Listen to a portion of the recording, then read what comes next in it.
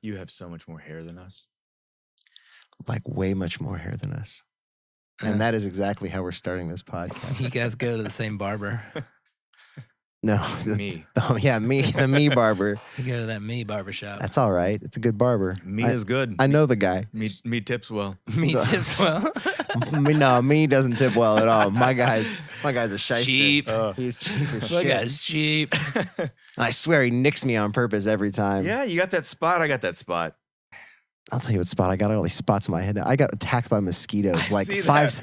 Like 5 minutes before you got here. I'm like, why is my neck on fire? And I know that. Dude, we're on. I know What? that pain. Yeah. Give me no warning. I told you. Oh, no, I'm sorry. This has been live ball. Oh, my gosh. Yeah, I didn't talking know. about my mosquito bites. This is not I the know first, that pain. This is not the first. It sucks. This is not the first infestation story either on the podcast for all of you that are keeping a track of everything. So, but anyway, Okay. Yeah. Well, then first things first. I didn't know we go were going. for it, dude. First things first, thank you, Westwood Avenue. Thank you for having us out and letting us set up shop here each week. We appreciate it very much.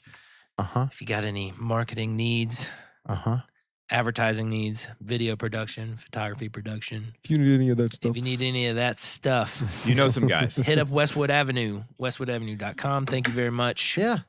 for we love letting us do it. What was that again? westwoodavenue.com. Because we love you. And without further ado, then I think we got it. We good over there, Matt? Oh, dude, we're solid. All right. Yeah, We're going to roll. Here we go.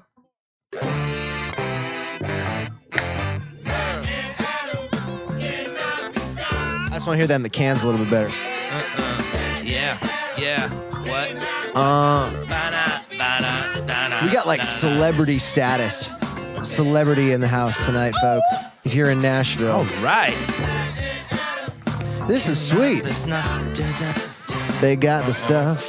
I could do that all night. You just jammed to that? Yeah, that's nice. Who are these guys? We're looking for We remixers. don't know. If you want to remix that, We everybody, found just them on let us the know. internet. That was nice. We found them on Craigslist. Very nice. I totally did the white man, like one part of your body stays still, and then you move that, and then you hold that Good. still and move the other part. Good. You can't do it at the same time. Well, ladies and gentlemen who are tuning in and are going to be listening to this, we got in the hot seat Mr. Lance Smith. Yow. Thank you very much for coming out here and doing this for us. Brother, yeah, man, it's my pleasure. It's so good to catch up. It is. It's kind of surreal having you I haven't seen you in a very long time. When we were setting up earlier, I was telling Matt I've never seen you that he would in never person, seen you. not in person And anyways. he knew. Yeah. I'd told him that we knew each other, but I didn't tell him that we hadn't seen each other in 20 years. Right. He's like, really? I was like, yeah, man, it's been a long time. Yeah. So this is gonna be some good catching up. It will, but that's the thing is I haven't seen a lot of people. I You've definitely been a busy man. Yeah, I hit the ground running after You high did. school, and then just That was so. yeah, it was a wild ride. You got, we got done with school at the same time, and you said, I'm going after my dream right out the gate. Yeah, man. Franklin were- High School was fun. Franklin was a But great you were like, town. college isn't my thing. I'm Yeah. going for the dream. You know, it's funny if you look in my. I was looking at it You recently. guys have fun at your football See ya. games. Yeah. I'm gonna go to LA and chase See my ya. dream. If you look at our yearbook, my it'll say like ambitions and favorite food and whatever, and then it'll say college, and mine says Bud's Bargain Basement of Knowledge. Yeah. Because I was like, I'm not an advocate for skipping college, but if you know what you want to go do and you know how to do it, go do it. Yeah. Because that's what college is for. Now, get your education somewhere. Don't deny yourself knowledge, like because then that. you're just a jackass. I love that. Because you're just like chasing fame or something. But like, Sure. I was after, I don't want to get too well. Yeah, we'll get deep in esoteric. Go for it. But yeah, I was seeking something, and it was almost a challenge because out of Franklin, there was a lot of people that like I don't think believed that I could do it. People were like, "Oh, you're kind of crazy if you think you can make it in this business In the entertainment industry. Yeah, and I wasn't. I don't think I was that popular in high school, and I wasn't into We had clubs. friends. We had friends, but we were the same. We were one and the same in the sense that neither one of us had really any extracurricular activities. We Right. weren't involved with school. Yeah, We but you weren't were good talented, We though. weren't good students, but I didn't Nothing. play music in high school. Dude, I totally remember some No, I went gig to somewhere a lot you of pulled out a shows. sax. I do. I Yeah. played saxophone, but He like just pulled it out. I did. I didn't start playing music till I got out of high school. Like, and I quit wrestling sophomore year. Right. And like the two that we worked. Yeah. Like I was like, I'll go to school if I have to, but I want to get out of school and I want to go work. Yeah. Yeah. I enjoyed being in the real world. When of, did like, that feeling working. hit you? Because I had this conversation. I've had this conversation before What about feeling? that feeling of I know where I am in high school. I know this sucks, and I know what I want to do right now, and it's work. And for me, that was Christmas break, senior year. That second semester, I came back like elevated in my head, just knowing I was this is not. probably my sophomore year. Like literally when You- when I got my license and I could go get a job. You were like, ahead of the I curve. had a job before I even had my license. Like I was just ready He to was. get I just was ready to get at it. I didn't know what I wanted to do, but I knew being in a classroom was not it. Yeah. And I just It's a good thing to know. But so enjoyed it. I remember we were washing cars together and Daryl Walter Ponda Volvo. DW. Yeah, we were. That was our job, man. Shout out to Daryl Walter Ponda Volvo. Yeah, right. That car was wash by far detail. my best and most favorite high school job that I had, and I had a lot. It was But mine. that was the best one. Too. Like what? Totally. You figuring Matt. figuring something. We're making it easy for Matt because me and see you are that. just gonna.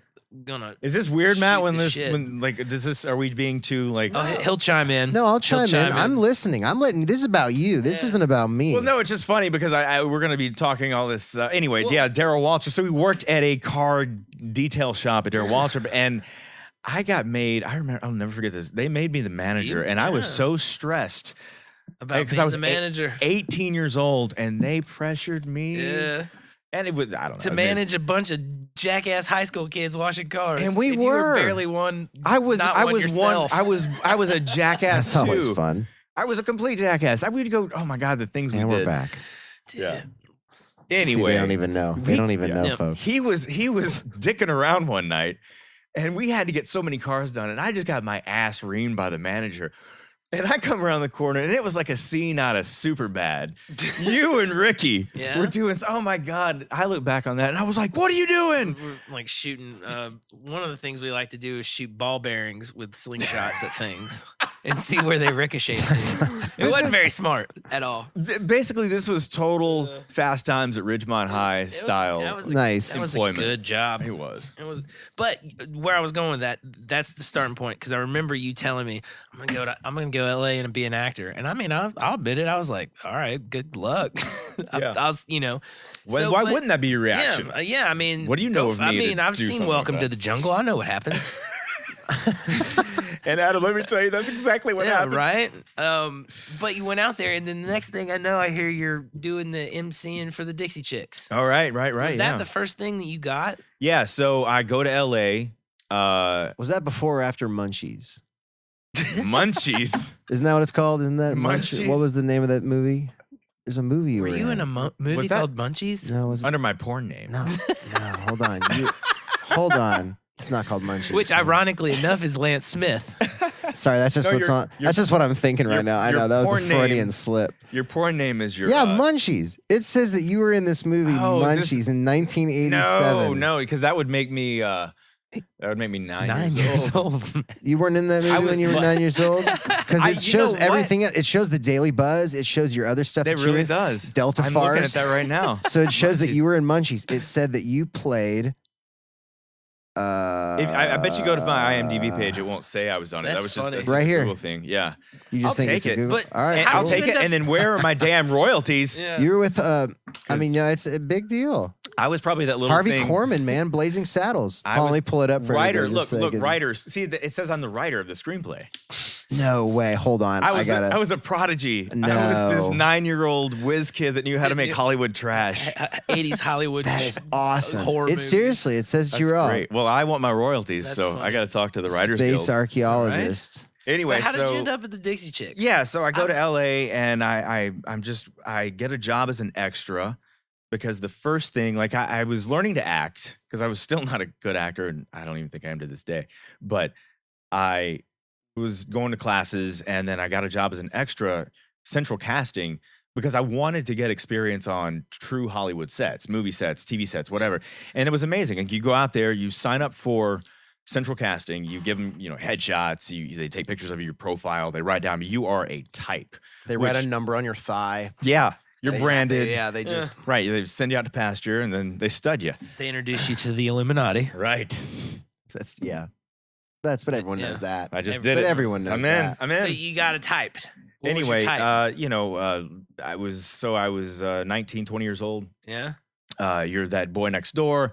I was cast in every high school party scene, so which meant it just I was like the background, at least in the background.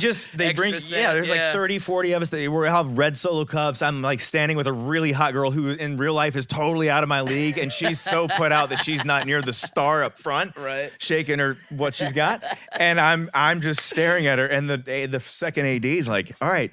You guys are, and some of them were just stupid. They'd make up these ridiculous storylines about the extras. I'm like, okay, you are, this is your first date. You had a storyline even though you were standing in the background, because they would just totally, as opposed to just like, all right, it's a dance scene. Just be cool. Yeah. Don't touch her. Pretend like you're talking. Yeah. So you do that. Anyway, so I was in all that. But I was in like the last episode of Mad About You. Oh, yeah, right. I was in God, what else? Third Rock from the Sun. In fact, if you can go on YouTube and you can look up this remember Third Rock from the Sun? Oh yeah. You can go on YouTube and I did this scene in Third Rock, excuse me, where it was a prom scene, and I had my roommate at the time. It was really weird, dude, but he was pretty funny, and he chatted it up with this one actor who had a one-liner. So he just single line, maybe a 2 lines, okay? But this dude's given a small trailer. He eats the special food. Just because he's got lines. But that's acting. Right. He's an actor. I'm a human prop. Right. That's it. Right. That's what an extra is. Anyway, but we're there and we're having a good time. Enough. He introduced me to this guy. I was like, all right, cool. Nice to meet you. What's your name? Aaron. Aaron, all right, what's up? Get to know this guy, go to a party with him, hang out with him for a couple days. We're on set and then somewhere else, and my roommate becomes better friends with him. Years later, there he is, son of a bitch, Aaron Paul, Breaking Bad. And so you can go on YouTube and you can see the prom scene that Aaron Paul is in as a kid with the 2 lines. And then you can see my goofy ass dancing with a girl way too out of my league in the background. Nice. Wow. Oh. Fantastic. So how did you get with the Dixie Chicks? Oh, geez. So that thing. Were they on that show too? That job leads to one job leads to another. Sure. You get small gigs here and there. My agent at the time in Nashville, when I was visiting my mom and dad, said, said the Dixie Chicks are looking for somebody. I'm like, what for? And I've never heard of this kind of job. Right. So I go to this audition, and I don't remember it just being something like hype the crowd up, introduce the girls. In between, because I'm sure they had openers. Did they have openers? Yeah, talk in between. Absolutely, yeah. So basically, I didn't know at the time that's what it was. So I auditioned for it, and I got picked because I was running around the room manically, like just off camera and throwing things, and I was like, so was that what I do? And what ended up happening was myself, and there was this guy, Nathan Blackburn. He was on The Real World. Which season? The original? Seattle. Was that the original? No, it was like season. That was the one. That was the one with the slap heard around the world. The San Francisco was the original. Oh, really? Where the dude slapped the girl in the face with Lyme disease. There you go. Renee got slapped. Yeah, she had Lyme disease. Okay, and she was kind of going crazy because of the Lyme disease. Gotcha. And she says something pretty derogatory at the last minute. Like she's like out the door. She's getting in a car to leave the show. Oh, and I remember that. She hollered something back at one of the dudes, and the dude walked up and opened the door and just went smack. She basically outed him. So yeah, and essentially, and this was in not a very nice way. 90s. It was tacky. It was really tacky. So so he returned the favor with the. He was on that show. But your roommate. Let's put that in context of where entertainment is today. Like that slap heard around the world is just like a smidgen of an episode of the Housewives. It was the little snowball starting the avalanche. Right. Yeah, unbelievable. That was juicy. That then. was such a big deal. Right. Don't everyone gets? Yeah, I was gonna say slapping is like it's a regular occurrence now on most reality TV. Yeah, well, I mean, but the spectacle that it was, and that's where I think we all agree in our generation that the Real World, the first episode or the first season, maybe second, were groundbreaking. Yeah, That was the Real World. They That's didn't. right. It's because they didn't know they were. Yeah. what was going to happen? Quite the spectacle. They're gonna that they watch. were. Yeah, they're gonna watch it in. For class And and so you write got the- reports on it. And Yeah. Well, but I did. So I worked with this guy who's from that season, and he was he was a celebrity everywhere we went on this tour. No shit. So what we would do is we would go out and we would, as soon as the show started, house lights go down, the house music off, Right. spotlight. Excuse me. Nathan and I would hit the stage, either two different points, and we would say, what's going on, Chicago or whatever. We did 92 shows. Wow. In 6 months and all over the country. It was amazing. I was 21. Shit. And I would say, there I am. It was like Hang 15,000 people a night. 15, sometimes 20,000 people, depending on the venue. Yeah, they were huge. They were huge. I mean, this was pre absolutely. comments Oh, no that kidding. turned it all. This was the Pinnacle of their like career. Yeah.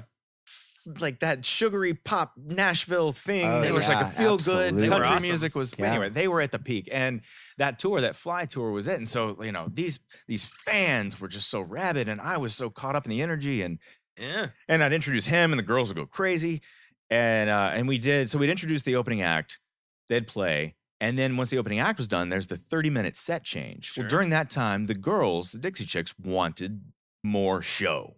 They wanted the circus running. So myself and this guy, Nathan, we would play games with the crowd, like running all over the stadium. So I would do a game in whatever section, BFE, nowhere. We try to get really high up. While Nathan's going to another spot. Right. And I'd play like a trivia game or make someone dance funny. We would just keep it going. It was frenetic, and we had a music track. And then I'd say, Nathan, where are you? And he'd be somewhere else. And we would zigzag three different times. And so 6 games in all. And then we'd have these people come down to the front. And then we'd run down to the front by the front of stage, front of house, Yeah. And there was another stage there for us. And we did this little act about what the prize was. And I was like, I don't know, I got your hotel room key. We did that little bit. And every night, all the girls, and then we'd be like, what's the prize? Oh, and we'd say front row seats, because the girls wanted their most rabid fans in the front, not Sony executives, not bigwigs, fans. Yeah. And I was like, that's so badass. So we were bringing these people up front. And the coolest thing on the tour was sometimes you would have, like, depending on the venue, there'd be like 90 front row seats. So we'd have some on the extra, like just left over that we couldn't give out. And that got us lots of ski rides and Right. fun nights. I'm sorry, I'm outing myself. Is there a statute of limitations on that? 7 years. Led to fun. It led to fun 17 times. years? 17 years. That's all you gotta say. We 7 had some fun sounds better. times. Anyway. That totally makes sense then as to how you're doing what you're doing with the Titans now. Yeah, that's it. Because that was my first thing that I did, was like this hype man crowd stuff. Yeah. Working stadiums. Yeah. Just yeah. Just getting them pumped. There you go. But that's the reason why, like, I loved having you on, especially like playing music with you. At first, you knew how to pump that crowd up. Literally, the point by literally like saying, pumping, don't be boring. Yeah. But you engage them. You actually tell them to get up and get crazy. But his thing was, and something I learned from you, and that's the whole reason I am who I am and I do what I do, was because I studied people all my life, because I move so much.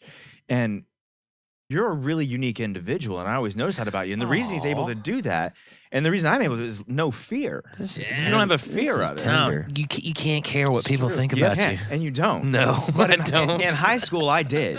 High school, man, Yeah. that's all I cared And about. I always, and like you said, you had that epiphany in sophomore year. For me, it was getting out like towards the end. I think It took me having a kid to get that epiphany. Really? Like full throttle. Like I got rid of that full angst. It was more or less like what people thought of me, but what people thought ill of me. Mm-hmm. Very rarely would I be like, oh, that person thinks I'm great. Or that person thinks I'm that. I'd be more or less like, that person hates me. Or that person thinks I'm dumb. Or I wish that person liked me. But it turned into like more like, then it turned into like the art thing, manifesting like being a musician and composing stuff and writing music and then getting it out there to the world and letting them judge you. But then like having a daughter, having a child has really set into me like, Doesn't I matter. care what a few people think that I take into really high regard. If we're meeting each other in public, I'm going to be respectful and kind until, met otherwise. Yeah. And I'm going to give you the respect, but at the same time, like, I think there's like, I care what Adam thinks about, like, if I'm being a dick or if he calls me out on something, sure. Or if I'm not doing, and I like having those people in my life, but not caring. And you are good at that. You only got You're a little too good at that, though. You can only care about a handful of people that care, or care what they think about you. But I got to say this though, there is an interesting. Basically, what you just said. I mean, yeah, I guess there's a lot of different ways to say it. I think. Yeah. But something that for me personally though, that sentiment, like I do care. Like I don't have fear. But I care immensely. So much so to my detriment, in that if I were trying to do what I did coming out of Franklin High School and taking my path to get, the Dixie Chicks tour, which led me to, auditioning for CMT, and then that's a 10-year career. That's the staple of my career, basically. Is this face of this network. If the face of a network, I was, That's man. so I was awesome. Jeff Foxworthy. You were, man. He introduced me on one of the award shows. You were the CMT Carson Daly. Yeah, and he goes now coming to the stage, a guy whose face is on the network more than the logo. Yeah, right. And I was like, damn, that's about true. It's because I was like I was Katie Cook, who's still there and who's a great host, but I was the only male. I was the first one, and it just kind of, I hosted a ton of shows, but anyway. When you do all that, so having no fear gets me there, but I care so much that I couldn't do what I did then now. Yeah. Because of social media and what it is. Like I'm not afraid of, pissing someone off and like getting a bunch of people mad at me on Twitter, but like I also just don't want that. No. I don't want to deal with it. I don't deserve it. I agree. And I don't ever get put, I don't ever try and stoke flames on social media. I see it too much. There's two things about like not caring. One, the towel of not caring. Let's hear it. One, when it's Get your notes the not caring about being on stage, like when you realize, like as a performer, all of us had to go through it of realizing like you have to not care what people think of how you're performing. You have to just do what comes natural and let it go, and that letting that ego go and going, this is just how, I'm sure we all like being performers on stage look silly. I mean, Google bass face. I love looking silly. Like, you know what I mean? Like, but I think that's two different types of fear. Yeah, though. You gotta like you're being the contortionist of what Iggy Pop did and just being just ferocious on stage. You got to be fearless. That's a lack of fear of being seen, judged. But in terms of, it's a fear of, it's like a secondary thing where it's a fear of what you represent. Yeah. Or what, what you're trying to express. Versus like I don't care what you see. But physically, But so it's like getting out in front of a lot of people is a problem. But it's the I fear.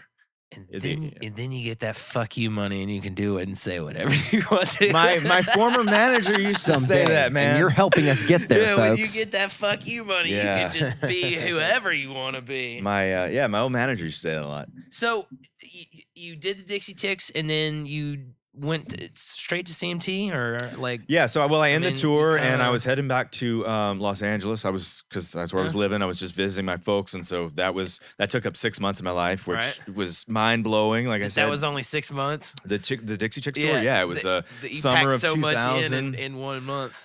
The stories, oh my God, the stories. Off air.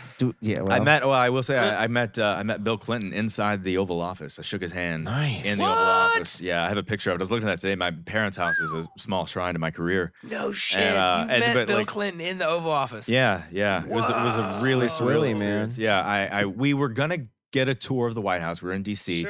because come on, girls. My partner. Hey, girls, let me show you. No, it was great. Yeah, that exactly is what happened. Was this pre or post Lewinsky? It doesn't matter. No, this is post Lewinsky, dude. Yeah. So it doesn't even matter. It's just the fact that it's just him doing that. Yeah, it's like, hey, I can just because you could picture it. He's done in November. You can picture it. He's done, and so Wow. we were gonna get a tour because this guy I was working with, his dad was a lobbyist and had some connections and got us a tour of just the White House. It was like a private White House tour. I was like, oh, badass, cool. Get to see the West Wing. And but somehow, because communications, I guess, weren't so great back in 2000. Right. Billy Boy, William Jefferson heard the Dixie Chicks were coming. Well, they were not. But if we could get them to go, he would stick around, and so we begged the girls, which didn't take much begging. They were like, hell yeah, let's go.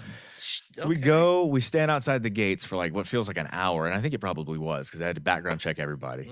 No Google, so it's like they're calling our moms. Yeah, no such thing. Yeah, and so we get in, and it's like we're filing in, and there's, I'm in the White House, and it's just really kind of an old building. But there's secretaries doing their thing and Secret Service men, and we're in a single file line, and I'm bringing up the rear, last guy in. And I wasn't planning on ever going to the White House on this trip, so I'm wearing like slacky ass khakis and like a sweatshirt. You weren't dressed to impress. No, you didn't have your White House attire. I was trying to grow a dirty ass goatee at the time. Nice. I didn't even shave it, right?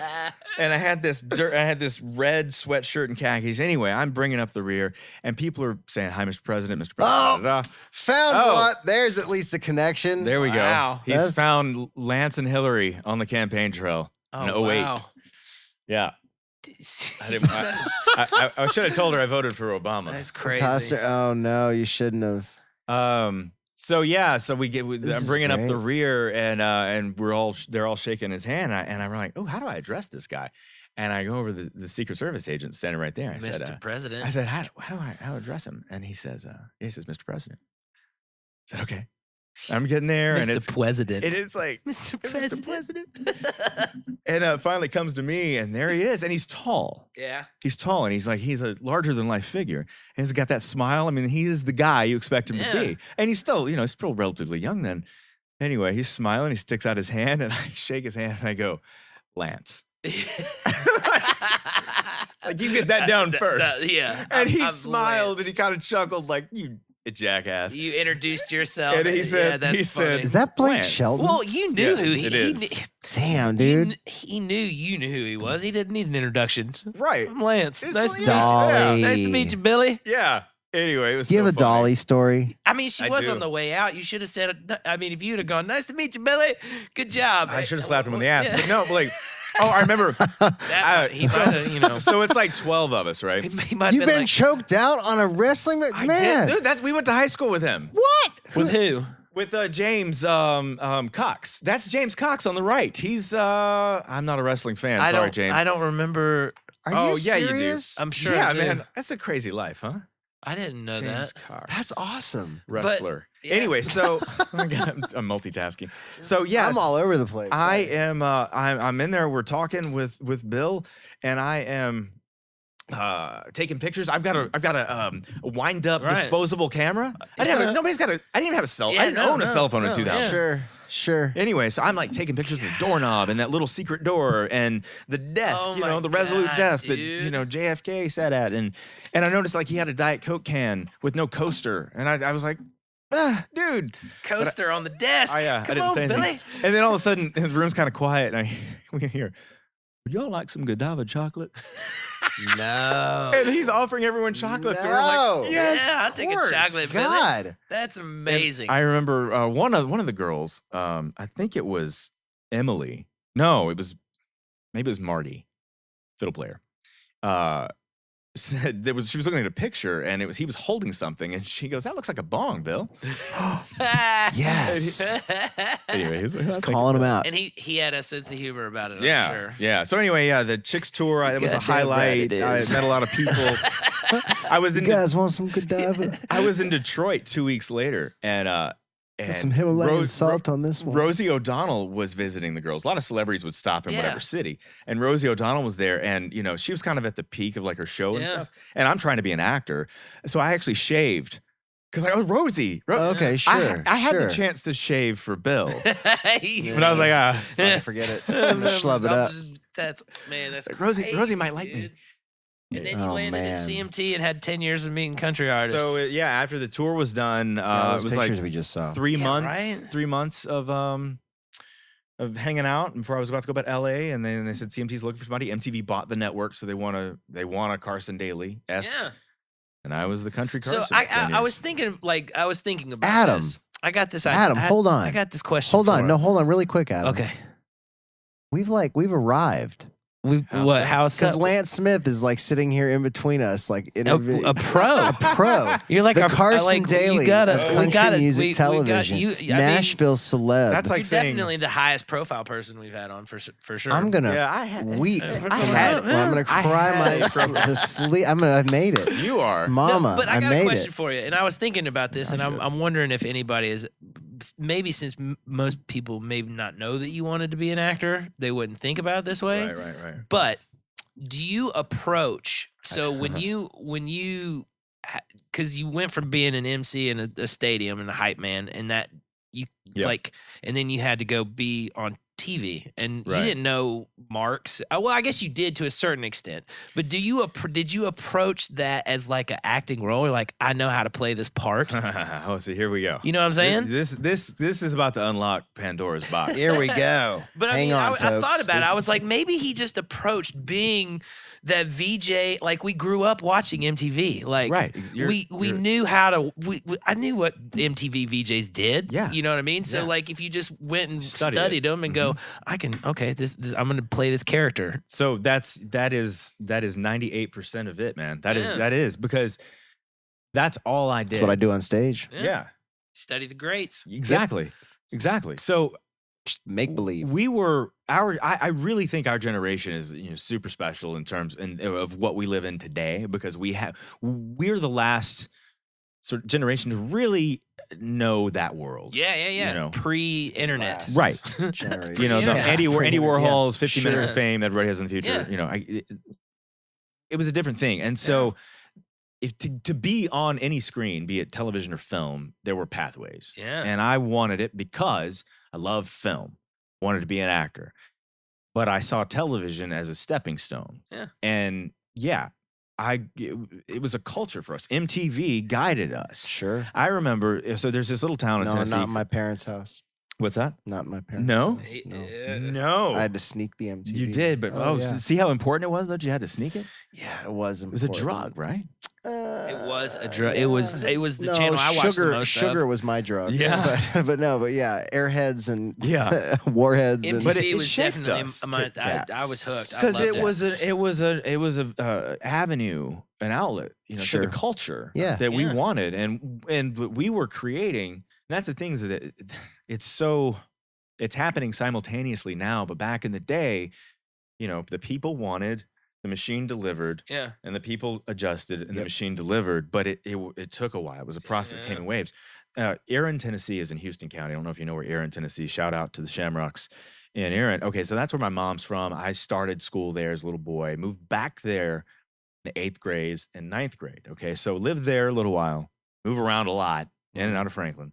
And it was in the 8th grade, so this is in the early 90s. So the 3 albums I had that were hot and out were Metallica's Black Album, Nirvana Nevermind, and Pearl Jam 10. Yeah, all 3. Right? Yeah, of course. The Trinity. Of course, right? The Trinity. One of the Trinities. Yeah, one of the stacks. One of the. I was Soundgarden in there, but sure. But they were all, and so, but at that time, only the videos are out. But I remember moving back to Erin, and because Erin, the cable system did not have MTV, the style was 5 years behind. Like, they were still tight rolling their jeans, and girls were still feathering out their hair. And I was so because I moved a lot, I was always taking note of these cultural shifts and what moved us. So I was really in tune to that stuff early on, and I was always a study of people. And in high school, I was never that outgoing, and I didn't play any organized sports until soccer late, but I was just a study of people. And when I loved film, I saw that connection, and I knew how to apply my lifetime, because I was in 15 different schools growing up. Yeah. And I knew how to apply this. And so, my jobs and the CMT thing, I didn't know how to do it. I just knew how to do it. Yeah.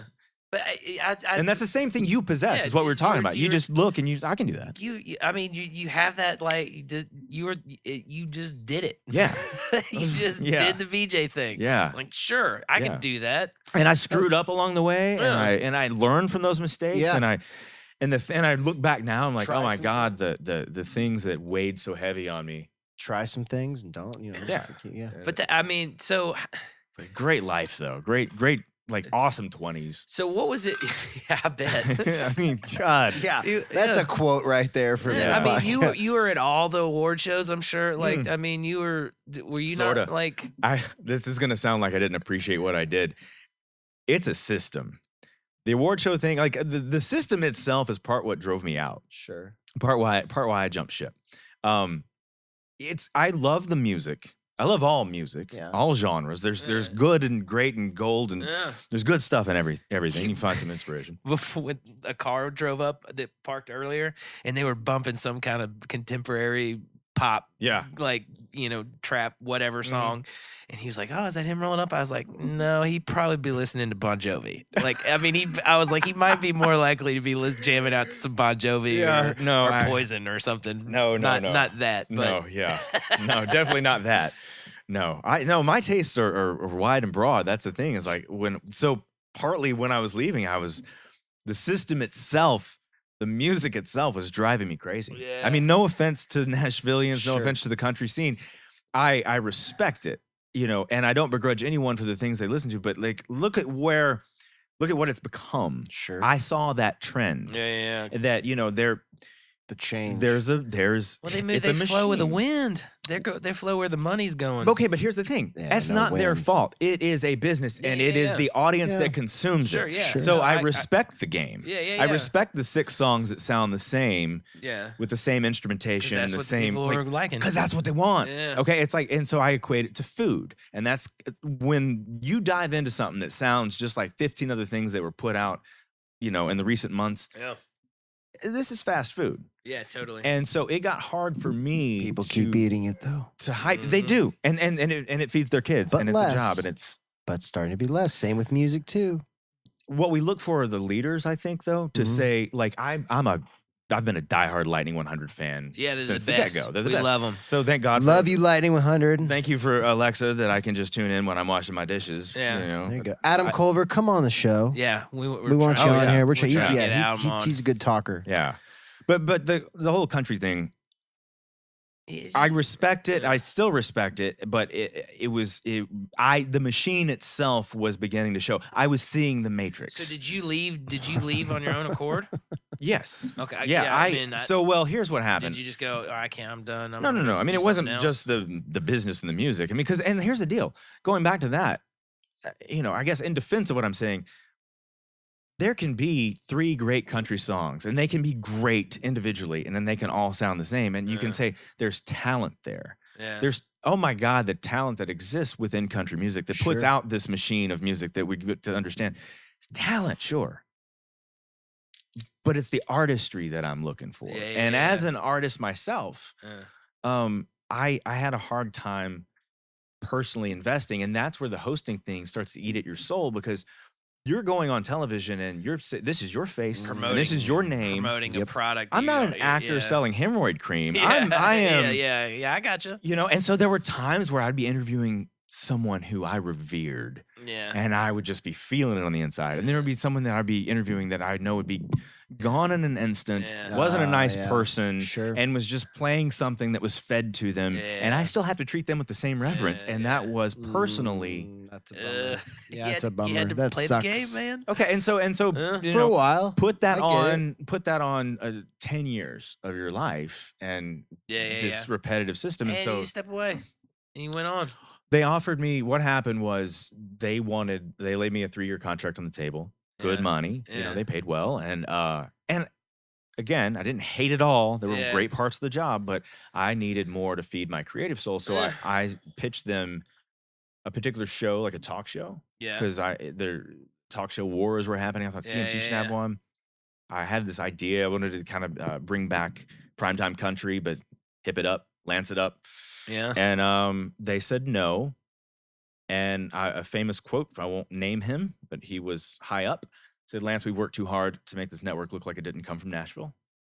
And I as a Nashvillian, Yeah. Right. was none too pleased with that mentality. That's silly. But as a business, I understoed Yeah. what he was saying, Yeah. and That's a that shit comment. isn't it? Yeah. He's no longer there. Nah. So, Well, but did they see the writing on the wall of like video? Because at that time, videos were not being played really. that isn't their fault. That again goes back to the consumer. Yeah. Plus, their outlets for videos are numerous. Yeah, you don't need. We loved MTV because it was the only place we could find it. Yeah. But no, what I'm asking is at that time when you left, had the internet really? I guess was. I left. What I mean? Like, so did YouTube exist? No. Well, it did. Well, it was in its infancy. infancy. Wait, I guess when you left. It did. It was So 05. that's what I'm saying. Did they see that? Like, okay, we're not going to be playing videos much longer anyway. They saw the writing on the wall a little bit, and that's why you saw so many shows, so many redneck reality things. And again, so many people I know didn't like that stuff, but it's like numbers don't lie. Numbers are dollars, and this is where the needles are. And there were bean counters that were.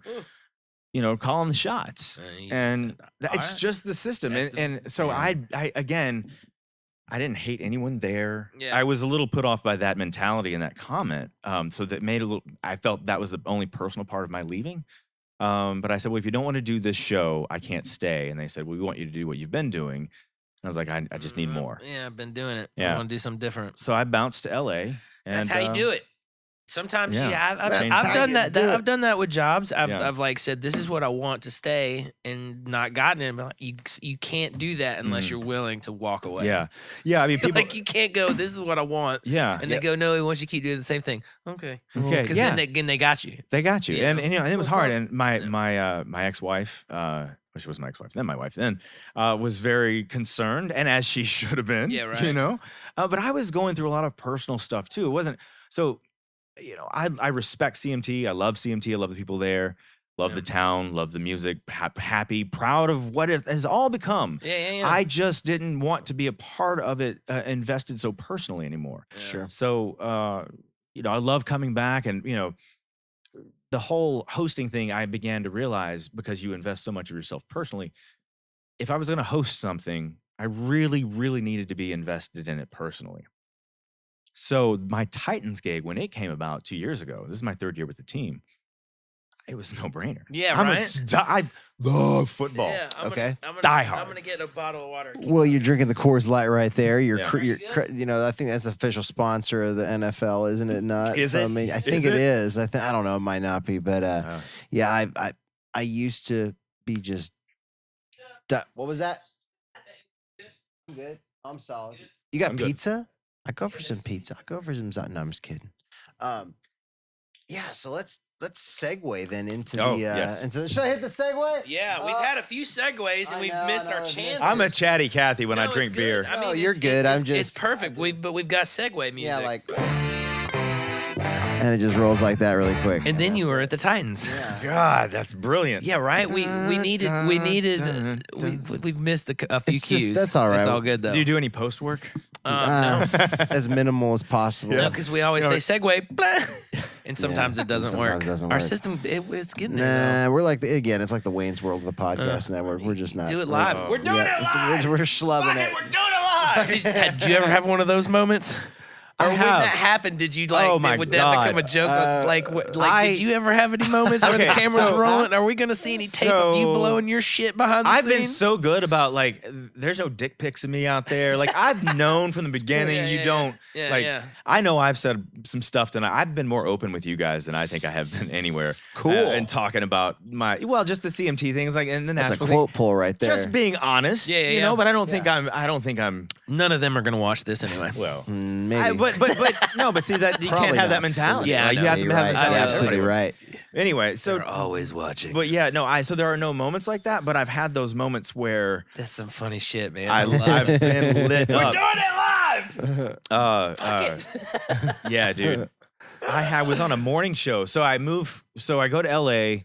My wife at the time gets a job hosting a gig in St. Petersburg. She moves ahead of me because Right. I've got to close out the apartment. Maybe I get a gig. I still have management out there. Right. And anyway, I end up moving behind her. And then once I get there, my agent calls and I've got a gig in Orlando if I want it. Dope. All right, cool. Yeah, it's Disney called? Well, no. It wasn't that. Thank God. We want you to be the Carson Daly of the Disney Channel. Love you, Disney, but yeah, I just wasn't in the mood for something like that. No, man, it was called The Daily Buzz, and it was a morning infotainment news show that had been on the air, nationally syndicated for like 13 years at the time, and it was all over the country. I just don't think it was in Nashville. Right. Or maybe it was on some obscure channel. Anyway, I had never done news. I don't have a journalism degree. Right. You know, They didn't just feed you the stories? well, that's kind of what it is. It's news aggregate stuff, and you read, but they needed me to be. I mean, that was the pitch. Was like, you know, you get to be cynical and snarky. Yeah, give us your opinion. Be very opinionated. And I was. I wrote these segments, grilling people, editorials, and Really? so it was fun. The work hours were shit. Yeah. I had to go to bed at 4 p.m., wake up at midnight. No. Yeah, I'm in there by 2 a.m. No. On air at 5, live across the nation, 5 to 8, 5, 6, 7, 8, 3 hours live TV. Oh. I mean, look, I'm not at war. I'm not digging ditches. Yeah, but like, That's rough, though. I got sick. There's the Daily Buzz right there. I'm gonna pull it I up got here in a sick. second. I started getting these like patches. You weren't seeing the sun. I wasn't. I was losing my vitamin D. Oh. It was rough. Wow, you were living that vampire life. I was. I lived downtown Orlando. Anyway, I was going through a divorce also, yeah. so that was God. You know, it's a tough time doing all that. So I interviewed Kevin Smith. Oh, Kevin Smith. That was a badass morning. I bet. He was awesome. high as a kite. Yeah. He didn't even flinch at calling it out. He's high as a motherfucker. He was. Man, he was out in the parking lot. He came in rolling. Good for him. That's Yeah, it was hilarious. great, and he gave a great interview. I regret not asking him certain things, but because I was. He wrote one of the funniest lines in a movie ever, in my opinion. Do tell? Ever. What? In Jay and Silent Bob, when Jay goes, "What the fuck is the internet?" Like that is one of my most favorite lines ever. Every time I see that in a movie, it just makes me chuckle. It's a lot of it's the delivery. I mean, Jay's delivery was spot on. No, but- he's a brilliant writer. So do you still live in Orlando? Yeah, man, I live in Orlando. I have for the past few years. So yeah, it was 2012. Yeah, I've been living there since 2012. And Are you doing a show down there now? yeah, as well, so I did that for 2 years, the morning show. And I had to bounce out of that. Understandably. I sound like a total can't handle it. I had to leave you this did job 10 because it was years at affecting one me. job, 2 years at another. 2 years is a respectable time at a job. Like, Yeah. that's But see, some hard hours, man. But like, I'm of gig life. Like I'm of you get a gig. Yeah, you not, take. You know, it's not. I get it. So the time, it's Take not the necessarily job. time thing. Anyway, yeah. So I had to get out of that, and you know, if I had to do it over again, maybe I would have negotiated something. I would have taken a lot less pay for less hours for certain. Like, can I hire my own producer to write this?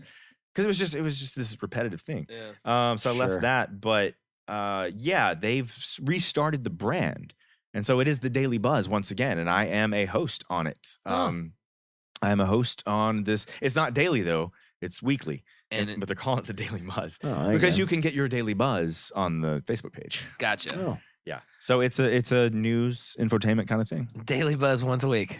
It's like John Oliver's last week tonight. Yeah, last week tonight. Yeah. Your Daily Buzz today. Best show on TV. Daily Buzz Weekly. Your Daily Buzz Weekly. Yeah, no, it's great. I work with Kia Malone. She's a anchor and journalist. What day does that come on? It's Friday, Saturday, Sunday, depending on the network. It's on Soul of the South. So I've caught taped. that, It's not live. It's taped. Yeah. Oh, that's even better. So you do well, it yeah, like better out. Yeah. because it's small right now. Yeah, like yeah, their desire is to potentially go back to the thing that it was, and knowing what I know now, I know how to negotiate that contract. Would you go back to those hours? I'm talking to you, Daily Buzz. That's right. No, We got demands here. So what folks. time does it come on now? different hours. I mean, because it's not live, so the different networks. You have to check your local listings. Well, so if they did it daily. Yeah, they're wanting to go back live. That would go back to probably a syndication thing, and it would be live, and it would like be 10 early in the morning. Well, because you as have opposed to 5. Yeah, they didn't do a delay for West Coast, right? So we were on really, really early, and then what they would do would be like we'd go to it was a 9 o'clock hour for us, but that was a 6 o'clock hour for the West Coast. Yeah. Ooh. See. So I would do basically I was doing instead of it wasn't 3 hours of TV, it was doing 3 single hours. So I was doing the same hour 3 times in a row. They would switch out some stories, but you know how when you watch CNN and it gets caught on a loop, or you're like, I think I've heard this. They're just actually literally replaying tape. But I would actually do it live again. Yeah, actually, but the host weren't doing a 3-hour show. You were doing a 1-hour 3 show. 1-hour shows. Damn. Instead of just like, can't they play it again? Because they would. Well, there might be stories updating, live happening, or it would be we would have to insert a new story that didn't air in the first hour, right, because it was pertinent to that region. Anyway, it was interesting though. We would beat apparently in some markets we beat not Good Morning America, but the Today Show. Wow. Oh, yeah. You took down the Lauer. Yeah. So take that, man. I don't remember what that market. It was like Detroit or something. They loved it. What's up, D-Town? D-Town digging. And so on that daily, do you fly weekly. You come up on when? What's your Titans thing? So I They play fly on Sunday. All right, and your so show's only on Monday. when they have no, it's Wednesday. So when they have a home game, I fly up Saturday. I do the home game Sunday. I fly back to Orlando Monday. I teach an acting class Monday night. I'm off Tuesday. Wednesday morning, I fly back to Nashville, and we do the Titans Blitz on WSMV Channel 4 with Eddie G. With Eddie G and Mr. Eddie George. It's an awesome show. Do that show live Wednesday night. Thursday morning, get back, fly to Orlando, and as soon as I land, I go to the studio to do the Daily Buzz. That like afternoon, like I try to get there by 1, 2, 3 maybe, but they kind of know when I'm going to land, and they plan the crew that Friday off. Wow. Friday off and then back Saturday. Woo! That is a hustling week right there. That is a busy week. You got some Southwest miles. But let me tell you, like it's not been like that. Is that your gradually jam? building because the Daily Buzz just started. So like the first year I just did the Titans home games, and I drove. I didn't fly. Ooh. I drove every game because it was just 10 home games, 2 preseason, 8 regular. I drove. And I like driving, and it's 11 hours. Yeah, that's a lot of driving. You better like it a lot. Second year we do the Titans Blitz. I'm like, I can't drive that. So but I started flying last year.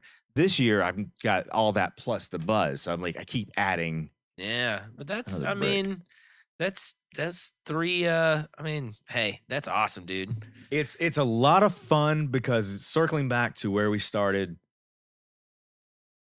I do what I do as an extension of who I am, and I know sort of what an audience needs, and I know how to make it personal and passionate enough to be received in what I'm doing. And at least I try to. I mean, I'm trying to be as genuine as I can. And so that's why it's like I've reached this point where I started out to want to be X, Y, or Z, the big name, what have you. I really wanted to be an actor. I love film. It wasn't about me. It was about the product and the art and the story. But when I saw that, it's kind of about you. Well, but with hosting, I was like, I've got to use me. Well, okay. And the thing also is I knew you grew up together. Mm-hmm. And you are like who you are, like on the like the hosting. You is like that's you. You really think so? I mean, yeah, you're just. I mean, I'm glad to hear you say that. You got the radio voice. You've always had the good radio voice. You got the voice for. I never heard it in high school. Yeah, it was good. Yeah, but I mean, thanks. That's what I'm saying. That's why it's genuine. Like you're hosting and you're going around and being the like. I just know how to like hype go. man. Yeah, I just know how to around like, the crowd and like the rally leader. You were the pep can guy, right? I was the pep can guy. I didn't do I've the done pep can. I've done the pep can candy pants. I've done that. I did. Yeah. So like Ivan like and pep Paul. rallies. Yeah, that's what I mean. ASP, dude. I was the director for it. I did the same thing. I think we all in the group that did it I was. Your senior year. So that's what we all have in common. Probably. Y'all passed it on to we me all and we all didn't want to do well in our classes that were scholastic based, so we just did extra well. I at least that's the thing is you say you didn't, but that's like the only reason why I got. I don't know if the only reason why I got through high school, but the way I actually kept my grade point average to a point to where I could level it out kind of thing and get into some universities was because of extracurricular things. Like student body was an elective. Singing was an elective. Like all the different things that I got to do. And so those extra, but it was all stuff like just being pepping people up. Yeah. And I was on the track team and cross country. I sucked. I was horrible, but I still pepped everybody up when they were running and cheerleading. You know, that was more or less what I did. Yeah. Did you guys ever take one of those braided hair? Did you ever take one of those like you know? Did you ever take one of those like career placement tests? Did you ever take one of those in high school? I think so. Like your guidance counselor? I did. I don't remember what I got. No? No. Well, like it tells you what you should be and what you should do and where you score. I have and no idea what it said. So mine, I scored in 2 places was it was entertainer and teacher. Yeah. And those are always equated on the same scale. And it's because teachers and entertainers or actors have all a story to tell, something to impart onto a crowd, onto an audience, you know? And so it's like you're sort of cut from the same cloth in that regard. We all are, you know, if you think about it. I thought it was just like teacher has that. Yeah. A good teacher has that. I mean, yeah, then there's job openings. I mean, the teachers the history teachers that show up dressed like Civil War actors, or the math teachers that like show you favorites. Like sacred geometry, or the shout out to you, Mr. Ward. The psychology teachers that watch what about Bob and break down all the character like you know those are the good teachers. They are. Those are the ones that are. Do you remember the good ones in Franklin for you? Absolutely, Miss Freeman, the ones Freeman, psychology teacher. Dude, Miss Freeman. We talked about I love Miss Freeman. Ones that buy you She beer. was my favorite. No, she was a psychology teacher. Yeah. And she was one of those teachers that was really passionate about and really cool and super awesome. But she brought in like a meditation tape to class when we were I had her too, man. She was one of my favorite teachers as well, but I don't remember that. Psychology, we were talking about, you know, Pops Mania. And she put it in, and she told everybody to push their desk back, and we all laid down and did this. Like, I mean, I'm sure a lot of people didn't get into it, but like if you did, it was awesome. Man, I loved her. And class. then Mrs. God, what was her name? It was another psychology teacher. Miss Wood was the one that watched. I didn't have Miss Wood. She's the one that we watched. What About Bob? Yeah. And broke down the character, like not just him, but like the mother, the father, like the what they represented, right? Like the psychology. But wasn't that interesting to start like breaking down the dichotomy of personality for everyone that you knew? Yeah, me too. Well, again, that's psychology class. Part of what I do, and the reason I love acting. So what's a segue back to the Titans? But yeah, right. I got excited. Walk us through a day of like what you like. How much hustling are you doing at the Titans game? Got one this Sunday. Yeah, the opening season. It's a hustle, man. It's a hustle. Boom, back to the Titans. I mean, you probably walk some miles on Titans football day. Have you ever seen me do it? Have you ever been to a game? Yeah. Okay. It's trippy as shit. I get so many texts from like everybody. My football game. Yes, dude. Hey, bro. I have so many pictures, and I love it. Please, if you know me, take a picture and text me because I have so many angled shots of like different with like, people. or me. Hold on, I'm gonna take a blurry shot of Lance real quick. You know, a real low resolution picture. Here and you I don't go. know if you noticed it, but you can't take with your iPhone. You can't take a picture of the jumbotron. Right. The screen rate, refresh rate is off, so it looks terrible. Like, and so everybody sends me these terrible pictures of like my face with your distorted like sloth. Yeah, I'm like remember that Arnold Schwarzenegger, Total Recall. I remember I had a buddy who sent me a photo. I got to have a little cameo spot on the Nashville show. Oh yeah, and the dude sends me a photo of like the screen paused, like with me on there, and it's like totally like the. Yeah. one eye kind of down, like the kind of thing like going on, and I'm like, of all the photos, if they had been doing the Nashville show when you were doing CMT, you would totally be like, dude, you would be a person on that show. I was a step away from a lot of things, you would have been on that show for sure. I totally and like and I blew it. No, but you know what? But that one might have been the end of me. Yeah. No, I watched that. My parents got really into it. I never watched it either, but my parents would, and so when I actually stay with them when I do the Titans thing because it's a great way to see my family and my brother. Remember my brother's? He's we'll talk about him if you want. Yeah, he's a great kid. You remember? We hit sure all the time at the same time. It's one of our we owe each other a lot of a sample button. Sure, but you remember my brother? Absolutely. Anyway, you posted a picture of him the other day, and then like just like I haven't seen you in a long time. I haven't seen him, and last time I saw him, he was a little kid. He's 28. He was like 8. Yeah, he's a grown man. Yeah, he was. Yeah, I think he was 8 years old last time I saw him. Exactly. How's he doing? He's great, but see, I can't. He got Angelman syndrome. Yeah. He can't speak, and so I can't communicate with him over the phone. So what does he have? Angelman syndrome. Angelman syndrome. Yeah, yeah, Yeah. Super so sweet kid. it's a really rare syndrome. Not a kid anymore. No, he's 28, they're like, it's a very youthful syndrome. It's Okay. very, he's small, like he's small in stature, looks like a kid. Oh, okay. He's kind of a 2-year-old in his head in a lot of ways. Big Really? smile, like to hug Different- you. yeah, Super, yeah. I remember he was a sweet kid. Oh, He is a wow. sweet kid. He's a big inspiration Yeah. to me. I bet. Well, he's part of the reason through all my world, my travels, and my career that I guess I couldn't ever take off like most people would in my position because he kept me like really grounded, Yeah. and he made me realize that like so much of what I did didn't matter. Yeah. It just didn't. Not to the level that the people around me pretended like it Right. mattered. You didn't get consumed by Well, the it's kind entertainment of back.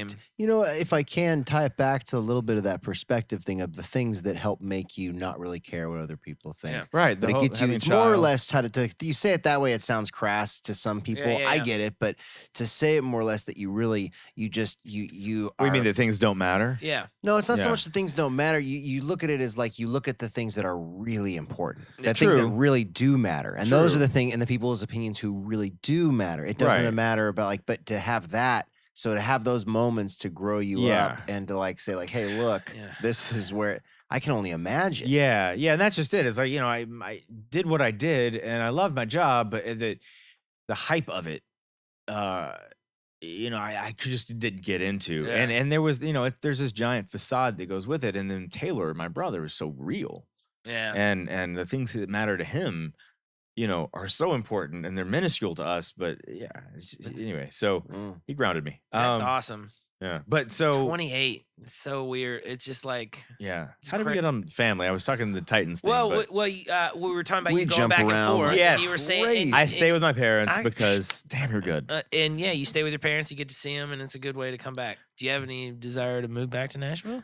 Yeah, any always. But it's a weird But thing. it's just because it's your hustle is right now. It's what you're doing. Well, keeps yes you and no. I mean, but like, I moved in and out of Franklin, Tennessee in the same house 4 times as growing up as a kid, Right. Mhm. The school system's in and out, always the new kid. And ended up graduating here. So it's like, yeah, my roots are here. Right. But I just have this affinity for moving.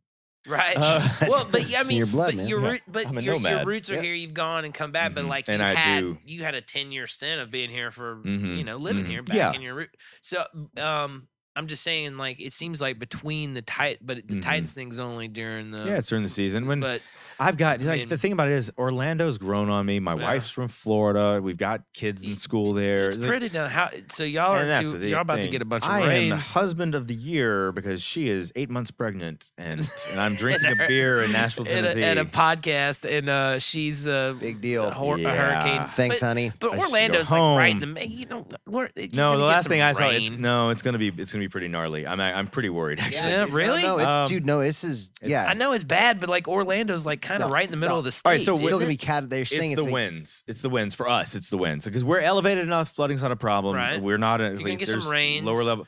shitty weather. This and doesn't have as wind. much rain as as Harvey did. It's the wind. When it hits Orlando, there's potential for right now. If it stays where it's going to go, it's 100 to 120 Yeah, miles. an hour. category Whoa. 3. Category 3 is what they're saying. If Yeah. it hits, it's category 5 is what's just rolled through the Yeah. Caribbean and And- like, wrecked. Yeah. On a biblical level. Speaking wrecked of some things, shit. when Yeah. you put stuff in perspective. No, man. yeah, no that's another kidding. thing too. Like, Well, well, this is all going down when okay. I'm going to be at the game on Sunday. So like, I mean, is there a Man, plan, that's- though? I mean, like, so that and it's- you because you can't like that's okay. So that's a question I want to ask. yeah, Lance Smith can't make it to the game. yeah, right. Do they they have a sub? I got would a daughter on assume. the way. I mean, it's knock on Yeah, wood, it's not going to happen in a okay, hurricane. So okay. we've planned on it already. Of like, Okay.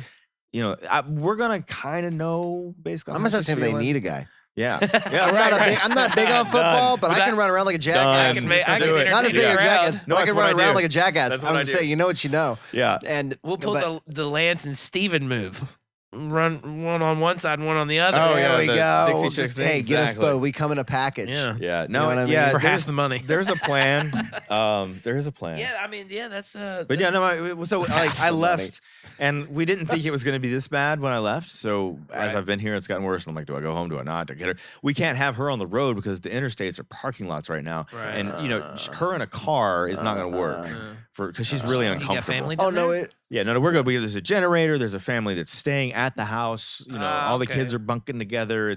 She's not not alone. She's not No. holed up with 2 kids and No. one in the oven. No. just by herself. you're not that shitty of Yeah. a You're husband. right. I'm only slightly shitty. Just I'm this shitty. a I'm certain this degree of shitty. shittiness. This That's all shitty. right. Woo! I'm just this shitty. Oh man. I think she's listening. Hi, It's baby. all right. Hi.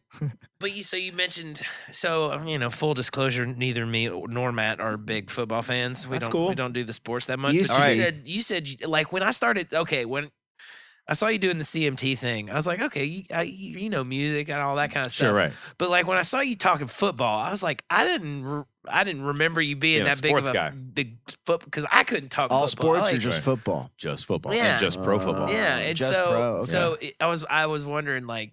But you mentioned it earlier, like Yeah. you're a huge football fan, so it wasn't easy. That's why the it's job easy was for you easy. to talk Yeah. talk about sports. So when when they offered me the job, I was like, yeah. That's Now, I mean, awesome. there's been times I remember Paul Kuharski. He's a great writer in town. He was an ESPN writer, and he's on 104.5 The Zone. Yeah. And he was on. I listened to their show, and basically, he wasn't. I mean, he razzes on a lot of people. He's just honest. I guess that's why I like him. He's just so straightforward and honest. He didn't like me at first, but then they were talking about me on the show. And he didn't like me at first because he thought I wasn't knowledgeable. And because I might have said one or two things in my gig at the Titans thing when I'm doing Right. the highlights from around the league, might have said someone's name incorrectly or Right. whatever. But that was just a product of the hustle that's going on behind the scenes and me not being real focused in the moment. Yeah. I'm knowledgeable of the sport. Anyway, and when he said that, and he goes, "But I like the guy," and that I thought that really sums up sort of my whole thing, in that I definitely don't want to be perceived as not knowledgeable of the sport because I am. Do you I have to love it. rewatch the game? I don't for the have to. blitz? I do it because I love it. Well, Yeah. I mean, but Oh, I mean, yeah. does it help? I break it down. It Yeah. helps with the job prep because during the game you're not watching the game. You're No, running around. exactly. You're running around. I'm and doing watching all- the game yeah. like with one eye, Yeah, if and they I score, you're like, oh, sweet. But yeah, like, but you're well, not I'm- watching in the studio we have monitors, so I'm Yeah. watching the game, and I only don't see the game when I'm running back and forth to position. Yeah. That's it. So I'm getting like 70% of it. But yeah, I rewatch it so I can see it from every angle and break Yeah. down plays and stuff. But yeah, when I got the gig, I was like, yeah, man, I love football. So now I get to apply. I'm passionate about something, and I get to do what That's I'm awesome. sort of, I think, skillful Good at. Yeah, absolutely. and and it comes. And part of the job is, and you guys know this as musicians, is hiding your mistakes, is making it look well, or Making it embellishing, look like you know what you. or yeah, or going with yeah. it, like Or for just don't acknowledge Don't it. acknowledge it. Just don't keep acknowledge. rolling. Well, if it's that bad, yeah, Yeah, sure, Just but don't, yeah. make it work. Yeah. No, but just knowing how to work Adjust, with it. course I Adjust. watched, correction, I yeah. watched a video of James Hetfield falling through the stage the other day on Oh, yeah? YouTube. Like, it was the Sure, Dave most Grohl's recent. done it a Yeah, I couple mean, like, times. you just, Yeah. you just got to roll with the punches. But that's something that, like, people just have such a fear of, is like, what if I fail? And like, you have to tell yourself you will fail. That's why I watch those fucking YouTube videos every morning, so and I was like, you're. yeah. that's the motivation. Yeah. You can do this. So is your If you apply your mind in the ways that you think. You slap yourself in the end? No, I'm not that kinky. Cold water? But I'm like, no, I'm big. I do the cold water thing. You're like the video I'm of the the 3-year-old in front of the mirror with a crush before bed. Just You great. You crushing can it. do it. Yeah. I'm gonna do it I today. got it, yep. It's gonna be awesome. You got it. I'm more of the Al Franklin. You're good enough. You're yeah, smart right. enough. Oh yeah, doggone it, Stuart people. Smalley, Stuart dude. Smalley, yeah. Staves his family. Oh, he's a senator now. He's awesome. You might not be able to carpet the whole world, Yeah, but you can put slippers on your feet. that's right.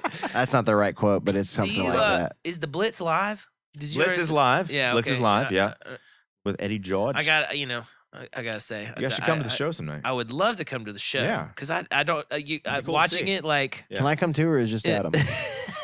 He said, "You guys."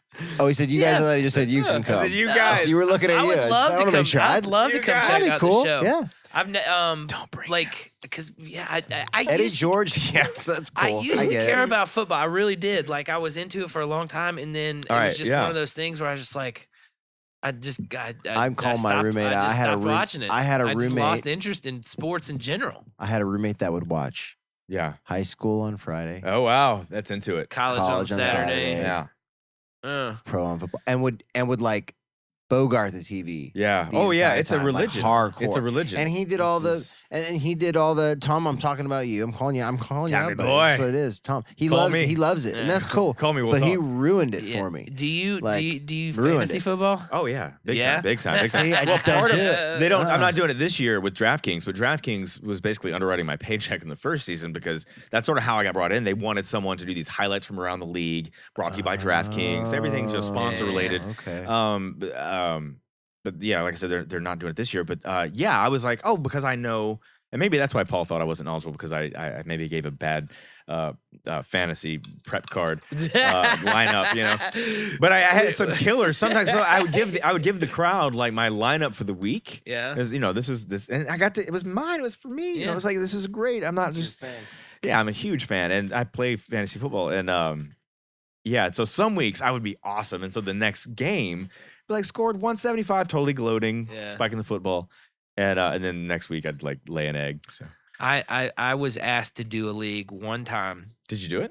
I did, because at that time coming I was last? still kind of. I don't think I did. I think there was one person that I might have beaten, but I have 3 trophies. at that time when I joined, I was still like I would watch on Sundays and I enjoyed it a little bit, but like it was like a slow thing of just not caring about football. Anyway, but I joined. I had no idea about the league stuff, how it worked, nothing. They were like, "You want to join? Sure, Yeah. right." So I did the draft, and then like. And I was like, okay, cool. And I had, and then like the next week, they're all like texting me going, hey, you got to set your lineup. And I'm like, what You got like a kicker out the there? fuck are y'all talking about? Set my lineup. They're like, you got to set a lineup every week. I was Yeah. like, are you serious? I thought you just like set a team and let And it then ride. just let it go? Yeah. Oh, there's no fun in that. I had no idea. That's And- what fantasy That's football is what all it- about. that's yeah, what it is? each It's week you change your lineup. So like there was one. That's just there- even more yeah, now. there That was- shakes there my was, head like even this is more. such a bizarre conversation was for one- me. there So was- I get it. That's there cool. was Great. one No, it's week great. There's that I things was. that I know more about. No, that of maybe- course, yeah. of course. There was one week that I was playing 3 people. 2 of them were like on bye weeks that week, and one of them was like on injured reserve. So like I had people in my lineup that weren't even playing in games, That and happens a lot. I still That almost happens won. a lot. No, Like- but it's funny because like guys, you'd be surprised like who's into it. Sure. So and Oh, like, yeah. there's always like really, and so I just figured like you guys would be. Yeah, I don't think of it in like a situation. I have never viewed it as like, oh, just Right. these kind of people.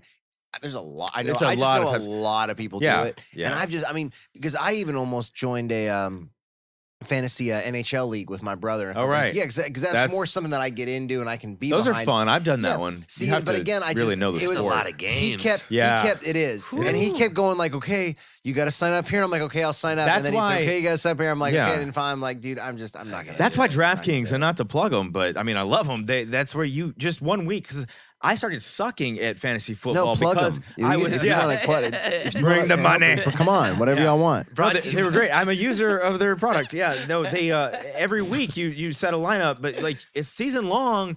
If you get in the weeds, if you get in the hole, you don't want to set. You don't care about setting your lineup when you're 0-7 and yeah. you know It was are you so funny. injured Like, Yeah. I was like, I was a source of contention amongst the league inadvertently. Yeah, because I've been that guy some too. of the guys would call Yeah. me and be like, set your line, like, put your players in. Let me set your lineup so at least because you're playing against guys they Yeah. want to get beat. Yeah, They exactly. They were yeah. like, give a little shit this week. And I'm like, I just don't. And there were other guys. Isn't that, there a like, random button? so one week, one guy, Just click, like huff of I that. gave him my password. I said, fine, I'll pick 'em like my lottery You numbers. said it for me, right? Yeah. Well, another guy in the league heard that he did that, and he was Oh. playing me that week, and he was like, Oh. man, like I Yeah. thought like That's collusion. like it's 101. supposed, yeah, it's supposed to be that's like. storybook. Playing Adam is like playing the shittiest team in the league. Like, give me the win. I need Yeah. the win. You And- know what I mean? And he Like, won. He won yeah. basically. I don't know. Oh, but just Probably the act not. of it. Just the But, act of it was yeah, enough, but you right? get Sure. more points. How don't you get more points the more you kick someone's ass? Well, depending on your draft setup, sure. I mean, Yeah. some leagues do. So I was Yeah. like, it was like That's funny. I was. But see, all right. So for the- me, like the whole football thing, and yeah, like I didn't strike you as that as a sports guy. yeah, I used to like it. I just don't anymore. So, and I don't really like. I watch college games. You know, Tennessee had a great game the other night with an what I overtime heard. victory. It was pretty awesome to watch. But I only tuned in for the second half. Like, For me, it's about the sport of football to begin with. So football to me is a perfect sport. The way it's set up, the way it's designed. I mean, the whole, It you know, is a good George one. Carlin's famous bit on baseball versus football. No. You don't know that? I maybe have not heard this Really? one. Not Maybe I familiar with have that. heard it, but Oh, Yeah, I'm damn, you're bummed I gonna haven't. you really are gonna have to listen to it. Baseball, football. He does this bit. find it. Yeah, play it if you want. Can we play it? He's Yeah, dead. He won't care. He is dead, and he would love it, but I don't know if it's a. I don't know if I think we can't. Anyway, play that. don't. You can play yeah. a little bit of it if Nah, you we're find good. The it. folks at home will know. Yeah, go look it up. Yeah. All right. So he does this whole thing, but the bit is, he's like, in baseball, you play on a diamond. Oh, I But in have heard football, that. you play on a Oh, gridiron. Yeah, Yeah, I have heard Yeah. that. Yeah. You march forward to Yeah. the end zone. Yeah. In baseball, you want to go home. Yeah, It's- right. It's brilliant. It's I brilliant. have heard that. Yeah. Yes. So all right. So football for me is that thing, and it's like chess. yeah, it And is- so you've got these 11 on 11, and every player does certain things just like a chess piece. Sure. Not only that, but instead of just not what they do and where they go, they're also picked by size and their shape. Like your O linemen are the Yeah. wall, Yeah. and your running back is like a cannonball, Sure. and your wide receivers are like archers. You know, in terms of their damage they can do from their distance, and your quarterback is your general and I can your dig field. that. Like, so yeah. you've got, and then your plays, the way they're set up. Like I have a British friend who hates American football. He likes soccer and Yeah. like fluid sports like rugby. He likes Earth football. yes, earth football. You're moving a lot. Yeah, He likes just planet this Earth fluid thing. football. And he was like, "There's nothing happening." And for me, it's like these plays yeah. or these You see it executed in strategy. things. like I said. Yeah. I'm not. It is definitely fun to watch, and I Yeah. enjoy going to the games. Yeah. It's just it got to a point where I was just like on Sundays I was Mhm. cleaning, and then I stopped. I do chores, and then I was like, I'm gonna listen Right. to some stand up comedy on. Sure. No. I Netflix get that. actually kind of changed the game when it came to when Netflix when changed the game for a lot of when people, It a got lot of things, it got yeah. on Sunday, and I was like, okay, I can watch whatever I want to between these hours and while I'm doing whatever. Yeah. No, I get that. It's just the whole football thing. So I love the sport that Yeah. much, and I want to see the best of the best do it. So I don't watch. I don't see watch what you're saying. college. I Yeah. mean, I appreciate the rivalries and I get the Yeah. story. I watch the games, but I don't follow Yeah, it's the too much. season. I You didn't go to follow college. NFL. I didn't go to college. You don't yeah. have an I don't- alliance to anybody. I grew up being a Vols fan, Yeah. and my dad probably wants to disown me because I don't care. They don't bleed orange anymore. I mean, I root for them at my Sure, heart. You know, there's sure, still sure, that sure. thing there. Like I Yeah. want them to win, but I'm not Yeah. following the season. Yeah.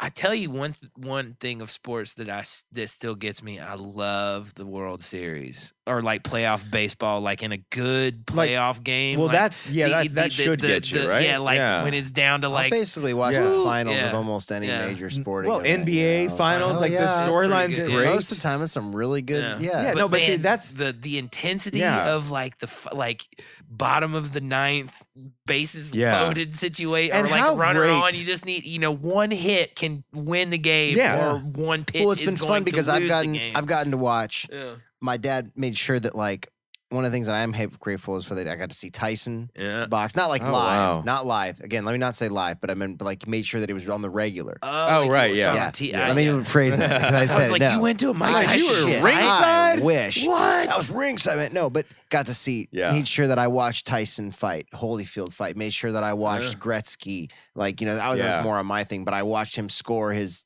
break the Howe's record. Yeah. I then got to watch Bo Jackson kicking ass across the board. Got to Yeah. watch Jordan. Have you doing ever this watched Jordan Pippen doing that the thing, the Bo Jackson 30 for 30? Have you ever seen I it? haven't I watched watched it, but part I of it. heard- I didn't get to It finish is it. Yeah. so good. You want to talk about a Yeah. dude that was just straight up cut down in his prime. Yeah. Yeah. Like, he could have been Yeah. He was an Hall of- amazing athlete. Would have been that way Incredible. today. Would have been that way today. Yeah, Like, I mean, that's he the- would yeah. destroy people. I mean, he was just insane. But Yeah. that 30 for 30 is so good Have to because watch it. when he was in his prime, we were kids. Yep. Yeah. So like, Absolutely, I that's what I didn't mean. really Mhm. absorb the like. Mhm. See, I was into Like all that. When I was, but I'm saying watching it with adult eyes and watching what he did, Yeah. like Oh, really yeah, for going sure. like, God, he was insane. There's Yeah. a lot of things I watch with So adult eyes and fast. think that now, Right, yeah. yeah. yeah, no shit. Yeah. But he's a really good archer. like super. That's I his didn't see thing that now. part of it. Yeah, it's in the end of it. He's Huh. like Oh, he's yeah, like missed that. really into archery and like bow hunting and shit, and can like Bo knows bows. Bo knows yeah, bows. yeah, right. Sorry, I beat you to You it. did. I beat you to it. Bows. Bam. But I mean, I like that you were there. Though. like, I like that you were there. He's like really into archery and compound bow shooting, and like he is. I mean, just So is That's Joe so- Rogan. yes, he is. So is Joe fun. Rogan. It's Do you do fun. it? You know, not regularly. I've done it, and every time I've done it, it's something like I always have a few weeks of being like, I want to go get a compound, but I'm thinking about it, and then I go, oh no, I want to go get this instead. I want to go get a new amp, or I want to go. Right, Get this. right. So there's always something that really want a compound. it's bow. fun. Oh Really yeah, bad. I'd much rather do that. Picked up a bow. I'd rather shoot Me a bow neither. than shoot a Yeah. gun. I want to. You like, wanna do it yeah, and I've It's wanted. fun. It was funny. It was like 3 or 4 years ago, and me and my brother were just hanging out talking. And I said, you know, something I've been thinking about, really wanting to get into is I want to like learn how to shoot a compound bow. He's Yeah. like, me too. Like we both had to like. He was brother? like, yeah. Like he was like, are you serious? And I was like, yeah, I really want to. He was like, Of course well, listen. not. So we even like we need to do it. Like go in together and That's a and show. just get one. There it is. That's a We show. just got to get someone on An here that episode. actually can shoot a But bow. we Yeah. couldn't really share one because they set it for your pull. You know what I mean? Like, so we couldn't. Oh no, Oh, yeah. You two couldn't? Yeah. Well, maybe we could, but I mean, you want to like set it for your like the Oh, you're- tension, how you hold it. How, Yeah. Well, okay, I thought you meant like the So, like, strength. I was like, no, well, one of you can man up. Yeah, no, but like you want it to Like, come have, on. you want to set it to how you are Yeah, comfortable. Right, right. Yeah. Like, I get it. Doing. Like, so one of your arms, like your My shoulder brother, to my shoulder brother might was be- on the UCLA team for a while. Oh, The- damn. yeah, no, he was. That's why I've gotten to do it a few times. And then we had that we go on this trip every year up to the Sierra Nevadas, and it's a bunch of guys that go up there, and one of them is an incredible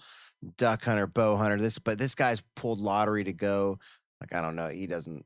Again, I'm not saying his name or anything like that, but he doesn't like talking about it. But he'll go and like where you can only pull like the 9 tags in the world for something To go like a hunt certain- something? Yeah, Oh, like you know, wow. like those kinds of things. Like, and he's the cool thing is he's definitely not, and it's bow hunting for the most part what he goes Yeah. and does. But he'll go like get these certain mountain goats that like there's Yeah. only like you're only like again like the 5 or 6 of them a year or Yeah. something like that, and he'll go out and get them. I've always respected that, but I've never. Those mountain goats man, that not hang for- up on the side. That's what he Is that goes you're and Are you does. talking about the It's things that like yeah, stand on a pretty ledge like the much. size That's of crazy. And he goes and bow hunts these things. Goats are fearless. But I don't know. But the thing Fearless. is, like, Yeah. and every time he comes to the trip, he'll show up with like either game meat or stuff that like he like a love lot it. of ducks for the most part. But it's like it's amazing. That's why. Geared for- That's why I yeah. want to get one. If you know, Matt knows I'm a little bit of a conspiracy guy, and I love Oh, A little bit. Do you have a conspiracy button? it. Yeah, right. No. Don't bump bomb. Yeah. We don't talk Need about it. it. We don't open that. But Sure, we talk about it. We- We a talk little bit. about- We dip our Dude, dip our toes in. I threw that up earlier. Yeah, we dip our toes in. watching. They're watching. But I do think that I it hope they're would watching. be a handy skill to have to know how to kill an animal with a bow and arrow and like cut it open and get like It's harvest. even a Look, better. the world's about to end. Is that why you're? It's even a better. Are you a skill. prepper? I'm not a prepper, but that would be You know what? one I'm so skill I would like to pissed know. off. I'm not a prepper. I was in Los Angeles, and this was 2010, I and wanna I be. was all into the subversive shit on the internet about 2012, and I didn't believe it, but Right. part of me wanted to. But I was just so fascinated that all this Sure. existed, and then you learn about the shit going on in Alaska, HARP program, weather control, and Yeah. and then you start thinking those lines. Your brain takes you to that spot. Adam And- knows. Oh, Yeah. dude, I know. So I was I He's bought into it. I bought some Wise Food storage stuff. Yeah, I got it. well, here's So- the thing. There you go. And here's I here's also thought it another was gonna be an aspect earthquake of in it. LA. Here's the other aspect of it is it's not that I don't necessarily think that like maybe it won't even be a man-made breakdown of society. Right. Like I think about shit like, okay, what if like a rock the size of this phone goes just tearing there's no way we could have seen it coming. Yeah. Just a tiny rock like this goes tearing through our satellite belt and just knocks out all right. of our like just starts a chain reaction of knocking out our Sure, satellites. sure. And then we Like, get to a place how in quick it society would where just, it's like we like, got to what fend for if- ourselves. Yeah, if, What if if? all of Yeah. a sudden our phones weren't working and all the Yeah. shit went off and we were just like, think what about is that a going lot. on? But see, Like, mine's more about like I know people that like will prep, and by prepping they'll buy a bunch of stuff and Yeah. they'll get it ready. But my older brother was cool enough to get me a book that actually was just like a book on survival skills. Yeah. Right. And it's the whole idea that one of the preface in the book is like, look, and don't just have this book for when it hits the fan. Go and try to do some of these things. Learn how to build a fire by just like flint. Go learn how to do this. Find out which stuff in your area you can eat. Yeah. Like you can go when it's bad, go try and eat it. Yeah. Because like, get an idea for it. So it's not like you're reading this manual as it goes down. Yeah. And we live on like up on Percy Priest Lake. Oh yeah. So it's like we got this beautiful area to where it's like not only do I get to learn about this stuff, but Dolly will learn about it. It's like we can get into that kind of stuff up there. And so I was gonna say, it's like with a bow, finding nails is one thing, but when you can trap something with like a twig and some like grass, you gotta learn how to like get a squirrel. Snaring. But there's squirrel. but like the other there are ancillary benefits to that kind of exposure. And that these you talk about the phone referencing it as hold the on one size second. of yes. Look up ancillary real quick for me. There. Bonus. Pull up the dictionary. Bonus benefit. Ancillary. Auxiliary. Okay. but added benefits of that kind of thing. There you go. You got to give me the broken down three letter words, man. 3-letter words. But it's like of getting back to Earth. Like where we come from, because we work. Think about like there's a lot of people out there, especially from living in LA or New York, and like your commute. You get up in your house that's just so well insulated and air conditioned, and you have your timed. Your coffee maker was already done for you. You take a hot shower. You get in your car. You go to your parking garage. You get in your office. Rinse and repeat. More coffee, right? Rinse and repeat. But like that you never really get outside, maybe or your venture into the woods is that park down the street, and that shit reminds you of like what you are as a species. You're an animal. Yeah, you're just a really smart one that's taking advantage of the smarter shit ahead of you. Did you do scouts when you were growing up? No, I was a scout. No, I mean, I scout. I can make a fire. Can I'm you? comfortable in the woods. I can make a fire, but I didn't do the scouts thing. I wanted to, but it was just I'm comfortable in the woods. But like the hunt, once but again, like, I don't think it's get you back to I don't think it's humanity. What you really are. I'm kind of over the thinking that it's gonna happen, but you never know. And in it the goes movies, back to just in be the ready. movies, it's not like they saw it coming. In the movies, it happens real quick. My like, thing is, it happens real quick. Well, if it happens, I hope it happens. Yeah, and there's quicker been than lots of scenarios. I mean, the aliens could come for all I know. I'm not. I mean, I'd much rather it just be like you can't big rock done. Yeah. Like I got to get a helicopter like Bill Burr. Meteor 2020. Have you heard? Yeah, he's one of my favorite comedians ever. Yeah, no, he's great. Bill Burr's the best. I went and saw him. He's at a truthful the Ryman. son of a bitch. I love him. Yeah, but he owns up to this. Like literally, I mean, he's cut from the same cloth of getting into the conspiracy and all that. But he got a helicopter's license specifically because he wanted to be able in the midst of a crisis. Go to the helicopter and go up and out. He was like, I'm not getting caught in traffic in LA when the shit hits the fan. Dude, it's about there He's right now. I'm gonna go steal a helicopter and get the fuck out of Dodge. Fire burning out there. So he literally got he got Up like in you want Oregon, to talk too. about prepper. He's got a helicopter's license. There you go. So you That's a figure prep it to out. get out of Dodge. That's pretty hilarious. That's prepping. Yeah. No, but that's skills. That gets you there. He's getting a helicopter to his bunker in the desert. In 2010 when I moved to LA though, I pitched a show because it wasn't on or anything. Nobody was doing anything about it, and I was like, dude, there are people everywhere with underground bunkers and they're saving food because they think this and they have all these theories. And I went to 2 different production companies to try to pitch this show. And I was like, this would be great for History Channel or A&E or whatever network. And I got turned down, but I didn't have my shit together basically. Right. Anyway, it got done. All these prepper shows came out. Yeah. And I called it. Those prepper shows are crazy. Yeah. I don't know if I've ever watched any of them. I don't have cable anymore, but anytime I'm at my parents' house, I see them, and they're it's like insane. You don't have cable? No, I don't have cable either. Stream it, baby. Yeah, I don't have the cable. I do Sling. What's the Sling? Sling TV. It's great. It's just an app that's on your like Amazon or whatever. Yeah. $20 a month, and you can choose your package. But at $20 a month, I get ESPN, CNN. They did what everybody AMC. wanted the cable companies to do. For I get all like 40 channels. Or maybe it's not 40. Maybe it's like 30. Wow. But I get the ones I want to watch. Yeah, I don't get NFL That's Network. huge. But yeah, I get ESPN. You CNN. live the NFL network. You are the NFL network. Dude, I have to.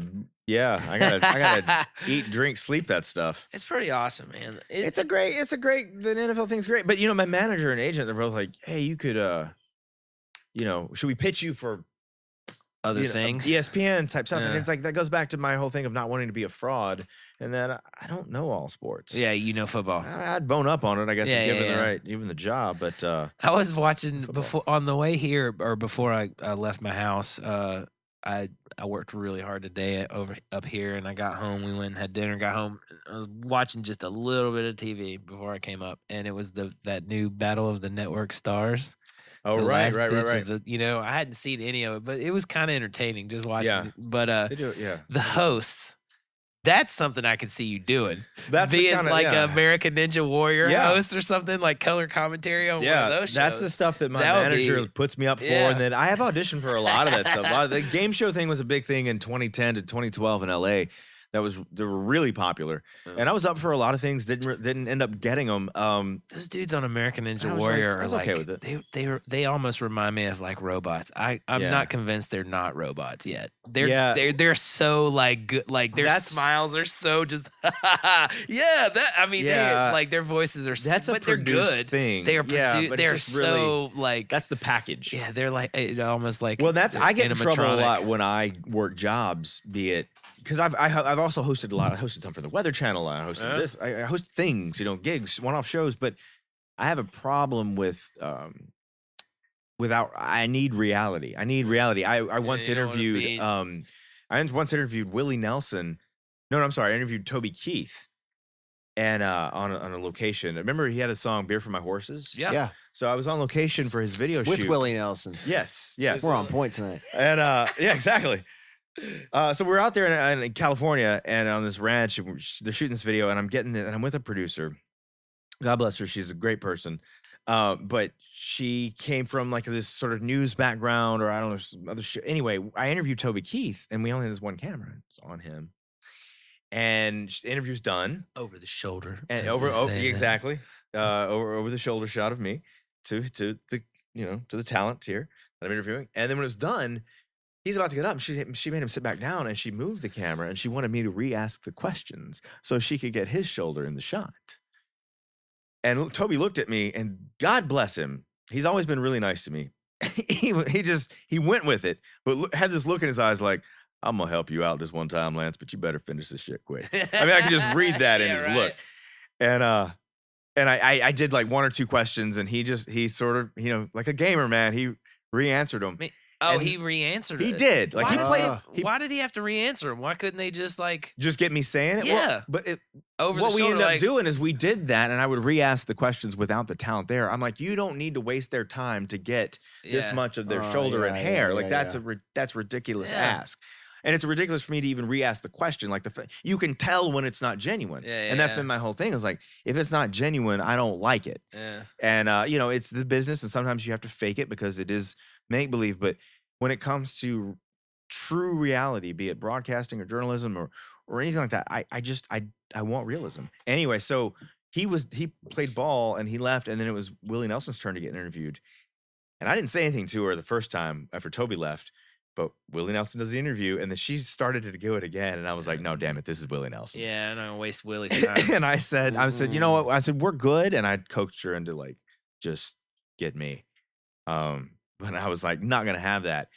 And that whole setup is how I've been my whole career. And like, I just hate being a part of something that Doesn't feel lacks real. some level of I feel like if you're gonna put genuine appeal and if you're putting your sweat honesty. and blood and love and honesty, like you said, you're putting your face. passion, Your your face. when face you're on putting your your face brand, on something. your reputation, because it does Yeah. make people do remember you for certain things. What like was that your makes first sense. question to Willie? Cause Oh, wow. like what was your first question? Do you remember? I've interviewed him a few times. I did. Yeah. I had a whole show kind of with him. You've gotten to interview Willie Nelson yeah. a few times. A few times. I've been on fantastic. his bus as the joint rolled. Really? Yeah. Look at that is- pun. In the Yeah. I don't know if it was in the back lounge. Well, it was on the Dixie Chicks tour. A bunch of the band members were like, You girls want Willie's- some chocolate? Willie's- You've been to the mountaintop. Willie's on the bus and he's inviting everybody up. So we all like crowded in there. Yeah. And Damn. yeah. How do you not? Who says No, no? you to go that? shit. Yeah. No, I you bet, go. I didn't. I'm not to sound like Bill You Clinton. go. I didn't get to partake. It was just more of a moment, and it was kind of like it was a welcome to a few that became a welcome of too many, and I felt that I was one of the too many. I gotcha. I was 21. I was like, I bounced. This was just an honor. Yeah. I saw the inside of it. Yeah. I met his But I did ask him, and to go back to your question, I did ask him, do you still smoke pot? Once, because that was this for CMT? Yeah, and he goes, oh yes, every day. Like, did it make the They cut? Yeah, made the cut. Yeah, yeah, every day. Every day. I can't take guess credit. that maybe at that time it wasn't like he wasn't. I don't know. He's always been known for that, right? Yeah, but no. It came to once he hit that.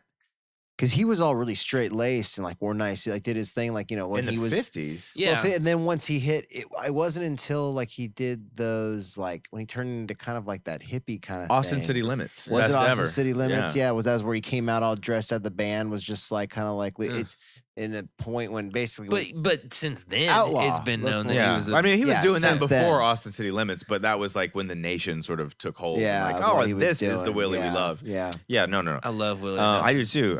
Absolutely. His reggae record is so good. I wonder. That'd be a question. When was the first time you smoked pot, Willie? Yeah. Yeah. I asked him that because Chet Flippo, the great writer who passed away a few years ago, sadly, he told me to ask him that, and I was very nervous at the time because I was only 24, and I was never in the business to have gotcha questions. I wasn't even a journalist. I was there to help you sell tickets and records or just facilitate the show. I wasn't there to get the goods. Never have been because I don't care to get it to the people. But maybe sometimes I do. But that was a question that Chet was like, you should ask him that. And when I did, I was like, tee-hee. I want to see if he has a Josh Todd story. Oh my God! You don't have to. You don't have. Do you got a Josh Todd story? Well, no, I don't have a Josh Todd. A Josh Todd story. Oh, I got you. Just in general, So, I thought you might have had a specific Josh Todd story. We had Chris Cobb, the owner of Exodus and Marathon Music Works, on. Okay. He's a friend of ours, and then he owns those awesome venues. And, and we asked him like, who's one person, like, you don't have to sell them out, but like tell us the worst thing, like one of the worst stories of people you've had to deal with. And he told us this story. He goes, well, the last time I worked with, he didn't even hesitate. He goes, last time I had to deal with Josh Todd, who's the lead singer of Buck Cherry. Oh, really? Yeah. I mean, I could imagine that. Yeah. He's quite the and character. he told this story How that old is had he now? Who knows? But he had us just dying. It's one of the funniest. I'll tell it. Episode 10. Yeah, episode 10. I'll tell you after the. It's early too. Yeah, I'll tell you after the show the story.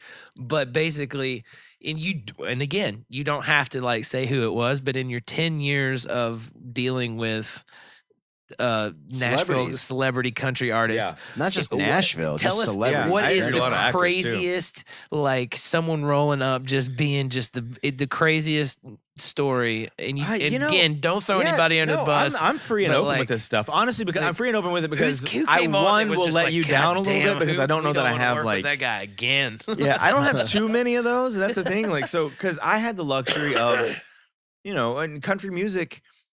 It's country music. It's Nashville. Yeah, sure. Good people. Good people. There'd be artists that maybe I thought their music was. But there's also a lot of I artists didn't think they were dicks that aren't from Nashville. Oh, well, there's tons. I mean, people flock to Nashville to do what they do. Yeah. I mean, there's a handful of people out there that you go, oh, that guy's an asshole. But there's nobody that really I hated. But there were incidents. That's what we're looking for. Yes. That's what I'm talking about. John Mellencamp.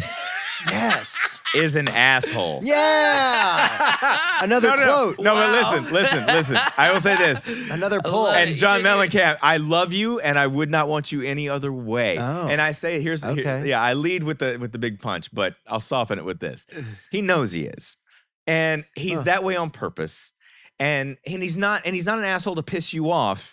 He's an asshole because he's above the bullshit that he's about to do with you. And that is this system at play. Yeah. And he is not down with it. And I respect that. Yeah, okay. And so I caught the brunt of that from a few folk. And I know it when I see it. I caught it from Dennis Quaid. I wouldn't call Dennis Quaid an asshole. I really think he probably has a way of being genuine to people and nice, but he was hungry and didn't feel like the interview much. Right. So it wasn't the best interview. I don't think he's an asshole. John Mellencamp, I bet he owns it at night. And his manager, the day I interviewed him, He just made it. He just made you sweat during the interview. No, but that's just it. Okay, so I led with he's an asshole, but it was a great interview. It was fun. Gotcha. Because his manager, before he met him, goes, "Hey, just FYI, John's an asshole." Like that's the first thing, and I was kind of nervous because I had not been doing this that long, and I was still learning how to interview. I learned on the go. I was terrible at first. Apologies to everybody I interviewed my first 3 years. But so he says this to me, and I'm like, oh my God. And I look at my friend Don. He's my best friend. He's my producer on the show, and he's kind of nervous too. He's like, what the hell have we gotten into?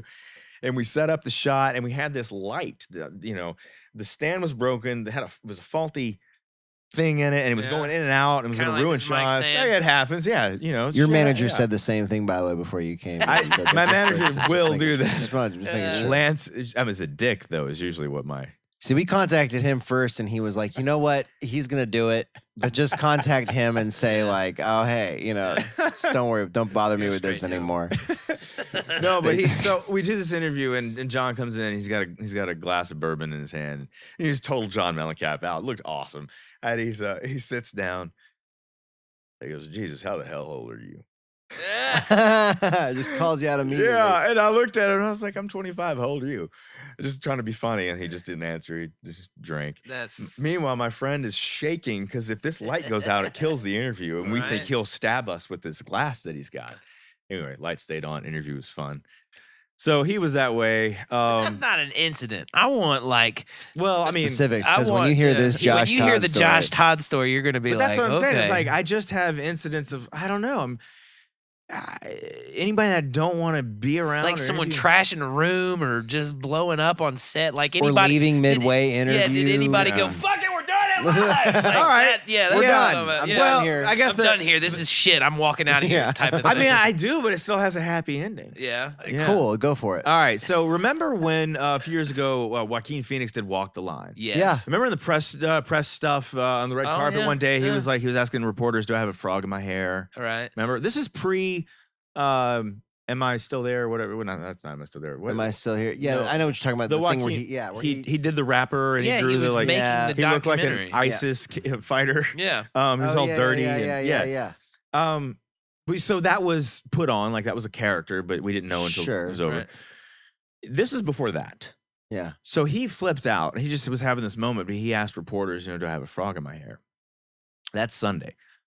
That was TV day for the press for Walk the Line. Saturday was print day. Well, because I hosted a 3-hour show and the highest rated show on the network, the studio was like, we're going to make a little extra space for you to do a longer interview with the stars of the show. Reese, Joaquin. It's like, awesome. And I was digging this stuff, because press junkets, the way they normally work is the actors sit in one chair. You're talking about the where they're sitting in front of the movie poster. They sit in front of the movie poster. Interviewed. And the people come in and they rotate the people, but the actors stay in the same spot. Yeah. And the same questions over and over and over. And it's awkward, and I've done them too. I had Owen Wilson and Jennifer Aniston just totally laugh in my face, which I well deserved it. That was one of those awful worst interview ever. Next to my Sting interview. Anyway, just keep going. That we will. Lit up. We will. We will. That's a short one. That's a short one. I promise. Cool. We'll get to it. Yeah. So to wrap this up, basically, I'm in there, and they're giving us this room, and we're gonna do multiple segments, but we'd like to do this kind of live to tape. So I would actually toss to break in the interview. So break the interview, toss to break, and then just come right back and do a welcome back. And so it's print day, and we've got this room. So he comes in, and he's wearing he's like me when I met Bill Clinton, just slouchy red shirt. He's got like marker all over his hand. He looks like he's been on a bender. Yeah, maybe has. All right, sure. It's Joaquin, and he sits down, and he's kind of slurring. He's looking around. Somebody hands him this lavalier. He's like, "Would you want me to put it?" And he snatches it, puts it up, and he's confused. And I say, "Hey, man, it's nice to meet you, and I really like the movie. I'm a big fan of his work. I'm gonna try not to kiss his ass. I'm genuinely saying, hey, dig your stuff." It's like, just to let you know, I don't know if you understand, this is a video countdown show. This will be in and out of clips of the movie and videos, but you don't have to talk music or this stuff. We're just talking you and your music. It's like, but we're gonna come in and out. And he's like, he looks at me and he goes, "Are you fucking serious?" and I look at him and I think he's kidding. I'm like, because like he does this all the time, right? Like you do this, like what's happening. Well, just you do interviews, you should know that. Sure. And he says to me, "Are you fucking serious?" And I think he's gonna fight me now.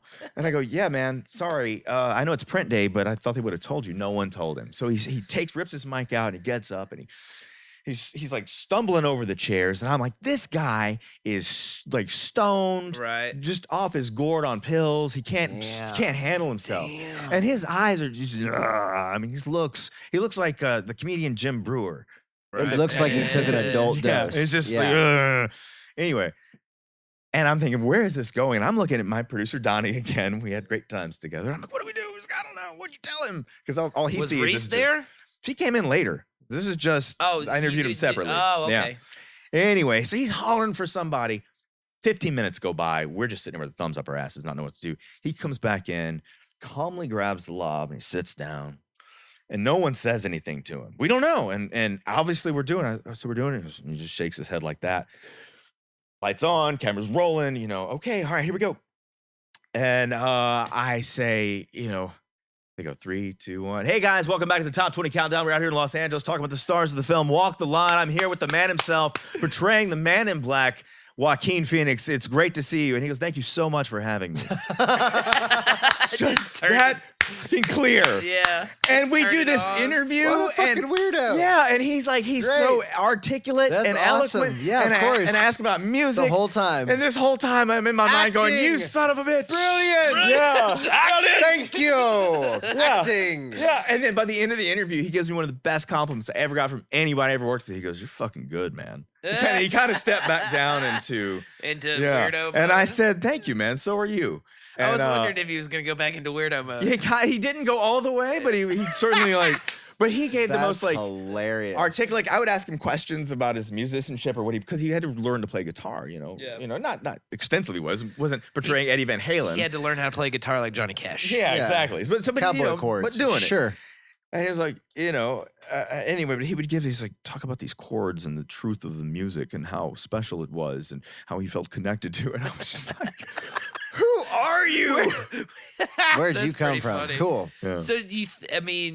That's So crazy. Sting, Cold Mountain interview, press junket. Okay. I'm nervous as shit because it's Sting. I never really got Yeah. nervous interviewing a lot of celebrities because they poo too, that whole thing. Sure. But it's I don't think he Sting. does. No, I don't think he does. He does it either. like 7 or 8 He times goes a to day, and they're all space. amazing. Yeah, it smells like Yeah, it's just Roses. Their incense. big yeah. giant kale Yeah. shit. Oh, Yeah. I don't know if he's gonna come in having tantric sex with his wife. Sometimes it's a song. Like, is she gonna be attached to Did him he because float in? right? Like his third eye That's opened when right. when I shook his hand. He doesn't walk. Yeah. He just hovers about an inch off the ground. He came right through the wall. Yeah. I said, hello, Mr. President. Oh no! So he sat down, and it was just It's like keep going. He sits down. He sits down, and I just interviewed Jack White, and so it was just it was a cool day. Yeah, that's a cool day. It's a cool day, but side note on all these cool days and cool interviews is I wasn't able to be me. Sure. Yeah, I'm that shell of that character that they expect me to be, that I need to be. Hey, welcome to Top 25 Live. I'm This is Man in Black playing the Man in Black. Right. Yeah, I'm that guy because I know how to do it. Yeah. I know how to do it. And that's what you got to do. So it's not like it's not like you get to hang out with them and you're having beers with them. Occasionally there were some. I get it. There were some that could crack that shell. You're working just like they're working. Yeah. Blake Shelton was like that with me. Sure. Anyway, so he sits down. And my nervousness is showing through, and he's regal. He's a regal sumbitch. Yes, he is. And he's calm, and it's like he is my spirit animal. This dude is just so. He seems like also the type of person that where if you say something stupid, his response would be very would help bring you back. Yes. Or it would just make you feel like, I'm just like he could just. We're not worthy. He could tear you down. Yeah. Without even saying two words. Like, well, he kind of did that. He could be snarky. Yeah. He seems like he would be like king snarky. It's as if it's like we did a pre-interview, even though we did not. So I sit down. He sits down and I say, pleasure to meet you. And I don't know to call him Sting. Like that seems he is Sting, but do I say Sting, Sir Sting, Mr. Sting? When you're talking to Sting, Sure. Hey, Sting. Yeah, it's kind of weird to respond to. Yeah. You think about it, you think, oh, I would know what to do, but then when you're there, you don't. I don't know his real name. Bono. I don't know his real name. Sting? Yeah. Do you know his real name? I don't know his real No. name. Anyways, doesn't even have one. This is his angelic name. Anyway, so I'm explaining to him what we're gonna do. I do the same spiel that I give to pretty much Just go into the everybody. count, Just cut. let them know that, like, when we're in mid sentence and I break away to talk to the imaginary people, Yeah. like you'll get what I'm doing. and I explain Gordon it. Matthew Thomas There we go. Sumner. Gordon Wow. Matthew Thomas Summer just put out a new album, which Sting. isn't bad, by the way. And- It was influenced by where he lives in New York. Yeah. So And anyway, Bono is Paul David Hewson. that was on the same page. Elton John is Reginald Kenneth White. David Awesome. Bowie is David Robert Jones. Bowie's better. Yeah. But anyway, he says, I give him the whole spiel, and he says, "I'm aware of how the process works." Yeah. And like, right then, I was like, I'm an idiot. You turn into Chris Farley was. interviewing Paul McCartney. I was. Stupid. I was. Idiot. Jeez. yes, Ah. I was. You remember It that was time a you terrible said, interview. Remember when you Remember said you said Yeah. the love you take is more than the love. Those you interviews take. are bad, and the interviews where it's like towards the end I just kind of stopped caring sometimes. I would ask them a question and they would respond, and I would just stare at them. I think, okay, that was it. Oh, those were words. Oh, we'll be right back. It's my those turn. are I know. words. And we're back on this countdown. We'll be right back. I only did that a handful of times, but And we're back. I gotta brush my teeth. I will admit I did that with Big and Rich with John. No. John Rich. John goes, "Hey!" Snapped you Yeah, and I went, "Hey!" Huh? Sorry, John. Shit. I think I had a long night before. That's awesome. Got blinded by your ginormous hat and ego. What up, John? I partied at his house one time. Yeah, on- he throws some on- parties. but it was totally by accident. Another podcast. Yeah. Episode 16, I think. Did I tell is that it? story? Yeah. Uh-huh. It's crazy. It was a weird That's- night for sure. But Here, yeah. but you know what time it is? What? It is time For some rapid for fire. some questions. Yeah, Oh, for some we're gonna throw questions. some. Yeah, I'm good. So Bring it. we have some questions that we throw at God, we people, touched on a but lot. since you don't live full time in Nashville anymore, Oh yeah, but Yeah. yeah. some of they're kind of Nashville centric questions. Oh, well, I mean, Some I of could them. try. And I would embarrass myself for my lack of Nashville knowledge these days. This town well, is. but we're gonna throw them at you, and changed. I came up with a few new ones. I think you'll do all right. All right. So, Ooh, I don't know about the new ones. so the first one is pizza, hot dog, or hamburger. This is a Nashville centric question? No, No. that's the That's just the first question, just that's- the warm-up. Oh. That's the first question. It's the There's a underhand- follow up. I Underhand see. pitch. This sets up the. Yeah, okay. yeah. Pizza, hot dog, Dog or hamburger. or hamburger. Yeah. Can I get specifics? No. No, just which one would you pick? If there was like, what's your jam? Pizza. Pizza. Okay. Where's your favorite place to get pizza in Orlando? What's Shout the out name to of the anybody place? going to Yeah. Orlando. Where's your You know favorite what? pizza? The last place time to I was there, I got into a fight, Oh. and I'm not one of those guys. go? Over pizza? Over assholes. Mm. Drunk. That's my assholes. slice of No, pepperoni, he said- motherfucker. No, he said pizza, not hot dogs. So- Ba-dum-bum. All right, but so Yeah, no, no, just shout out to your favorite pizza Yeah, I place can't, in but I Orlando. can't remember the name of the place I was drunk and got into a fight. Oh no. No, they were drunk. I was just trying to defend someone's honor. What is the name of that place? It's like Tony's. Yeah, hey, Sure. Tony's. Hey, Tony's. Okay, I like New York style, and Nashville. Yeah, so what would Where be- in Nashville? you- I you just said you were at before we were 5 here, points. 5 Yeah, points it's a- and It's a good phenomenal, jam. 5 phenomenal. Where- points. pizza. That's been one of the more popular answers as well. I can see why. I see why it may It's be. good You know, pizza. It is. but yeah, I mean, I like my standards too. But Yeah. that's a good slice of pie. Uh, All right. Okay, Karate Kid Mm. or Bill and Ted's Excellent Adventure. Good one. For better film or No, just like What which am I one you flipping gonna? on? What would you which- rather pop in? What would you rather pop on at this TV point, Bill on a and Sunday? Ted's, Bill and Ted's because I've seen Karate Kid recently. All right. and Bill and Ted, it's more fun. Okay, Yeah. so if you could go back in time Mhm. to any time period And party. and party, do whatever you wanted to. You don't Yeah. got to worry about catching the plague or getting, Do I have my the knowledge Spanish that I have now? Inquisition. You're you right now. You're Doc Brown. You got a time machine Okay, and good, money good, from yep. anywhere Yep. in the No world. scurvy. Yeah, Yeah, good. you're not worried about anything. You Yeah. can go anywhere, anytime in the world. You would survive the Titanic going down. Yes. That's like Oh, wow. Like, you get a you- free yeah, pass. You yeah. will come back to I'll where you make are it. now. You You'll can go make ski- it. You'll make God. it. You'll survive it. That is. So where would you go? I'll survive it. Yeah, Oh, you yeah. don't gotta wait. You go check out the dinosaurs if you wanted Oh to. yeah. Yeah. I'm gonna say like early Sumerian civilization. Early Sumerian civilization. Damn. Okay, Matt, do me a favor. Look up They're the early Sumerian. They're the first. They were the first- first. They're the first civilization, people. basically. I know. I want to guess know. it- I want to be like, These you are the know, first what y'all civil- rocking? Yeah, like Iraq. So were they the first to have like the Right? written Written language too? Yeah. Cuneiform. Yeah. There you go. Interesting. Seeing how they were doing it back then. Yeah. Slaves. Yeah, no, I laughed way too Alien much slaves. at that. but no, Alien it's- slaves. Alien slaves. slaves. But that's it. I want to know, like, where were we? Well, the aliens were running things and we Yeah. were the slaves. If that, or maybe perhaps the time of Christ to see where we got it wrong. Yeah. Okay. Where, you know, or Okay. maybe 300 years later when they were putting the book together, like, what did they leave out? Yeah. Like, hey, Right. where's Like his where- name was actually Scott. Right, Yeah. right. And where's Like, all the female stuff? Yeah. Right. Where are the lady writers? Yeah. We're Anyway. the lady writers. Oh, Yeah. they're Anywhere in history where I feel like we took a wrong turn. Oh, interesting. Okay. Oh, dude, you'd have so many stops. Yeah, right. I know. Shit. So, what was our? No, you have new No, ones. there, Go no, there for was it. a third one. What's our third one? Yeah, the third one's the long one. Oh, the That last should be thing. the Because last we're one. Nashville centric. Yeah, yeah. Go for it it. is. So, well, the third one is Nashville centric, but Okay. it's going to be the fourth or fifth one now. Yep. What is your favorite? This is. Oh no, in the movie of your life, Mm. Oh yeah. Movie. who plays me? who would play your mother? Oh wow. God. Yeah, right. Who would We're play getting- your we're- mom? We're getting into some Miss Freeman stuff here. Yeah, right. No psychology, Sure. just like character wise. Like, and this is, it's not a dramedy or drama okay. movie. Just like Who would plays be my the actress mom? that would play your mom That's a in the great movie of question. your life? Elizabeth Banks. Elizabeth Banks. Which actually, okay, so it would be. I hate to say that because like I've been on record saying I'm not into blondes. right. Is your mom blonde? She is. Okay. But Elizabeth Banks has played some brunette roles. okay. And I've said She's that funny. I've been attracted to hers, but that I feel this is like some Oedipus Rex thing. yeah, going no, on. Oedipus Rex. She's funny. She's awesome. She's great. Yeah. I thought no, of that. she's the I best. thought of that one this week. Mine would be Patricia, what did I say? The mother from Everybody Loves Raymond. Raymond's wife. Oh yeah, Patricia, and then she's on. I interviewed her once on the red carpet. She's fiery. She could play yeah. my mom. Tell you. She could. She's Elizabeth tiny. Banks. She's a tiny little Yeah. fiery. She would play. My mom is a little bitty. What too. is her name? I had it before. Patricia Heaton?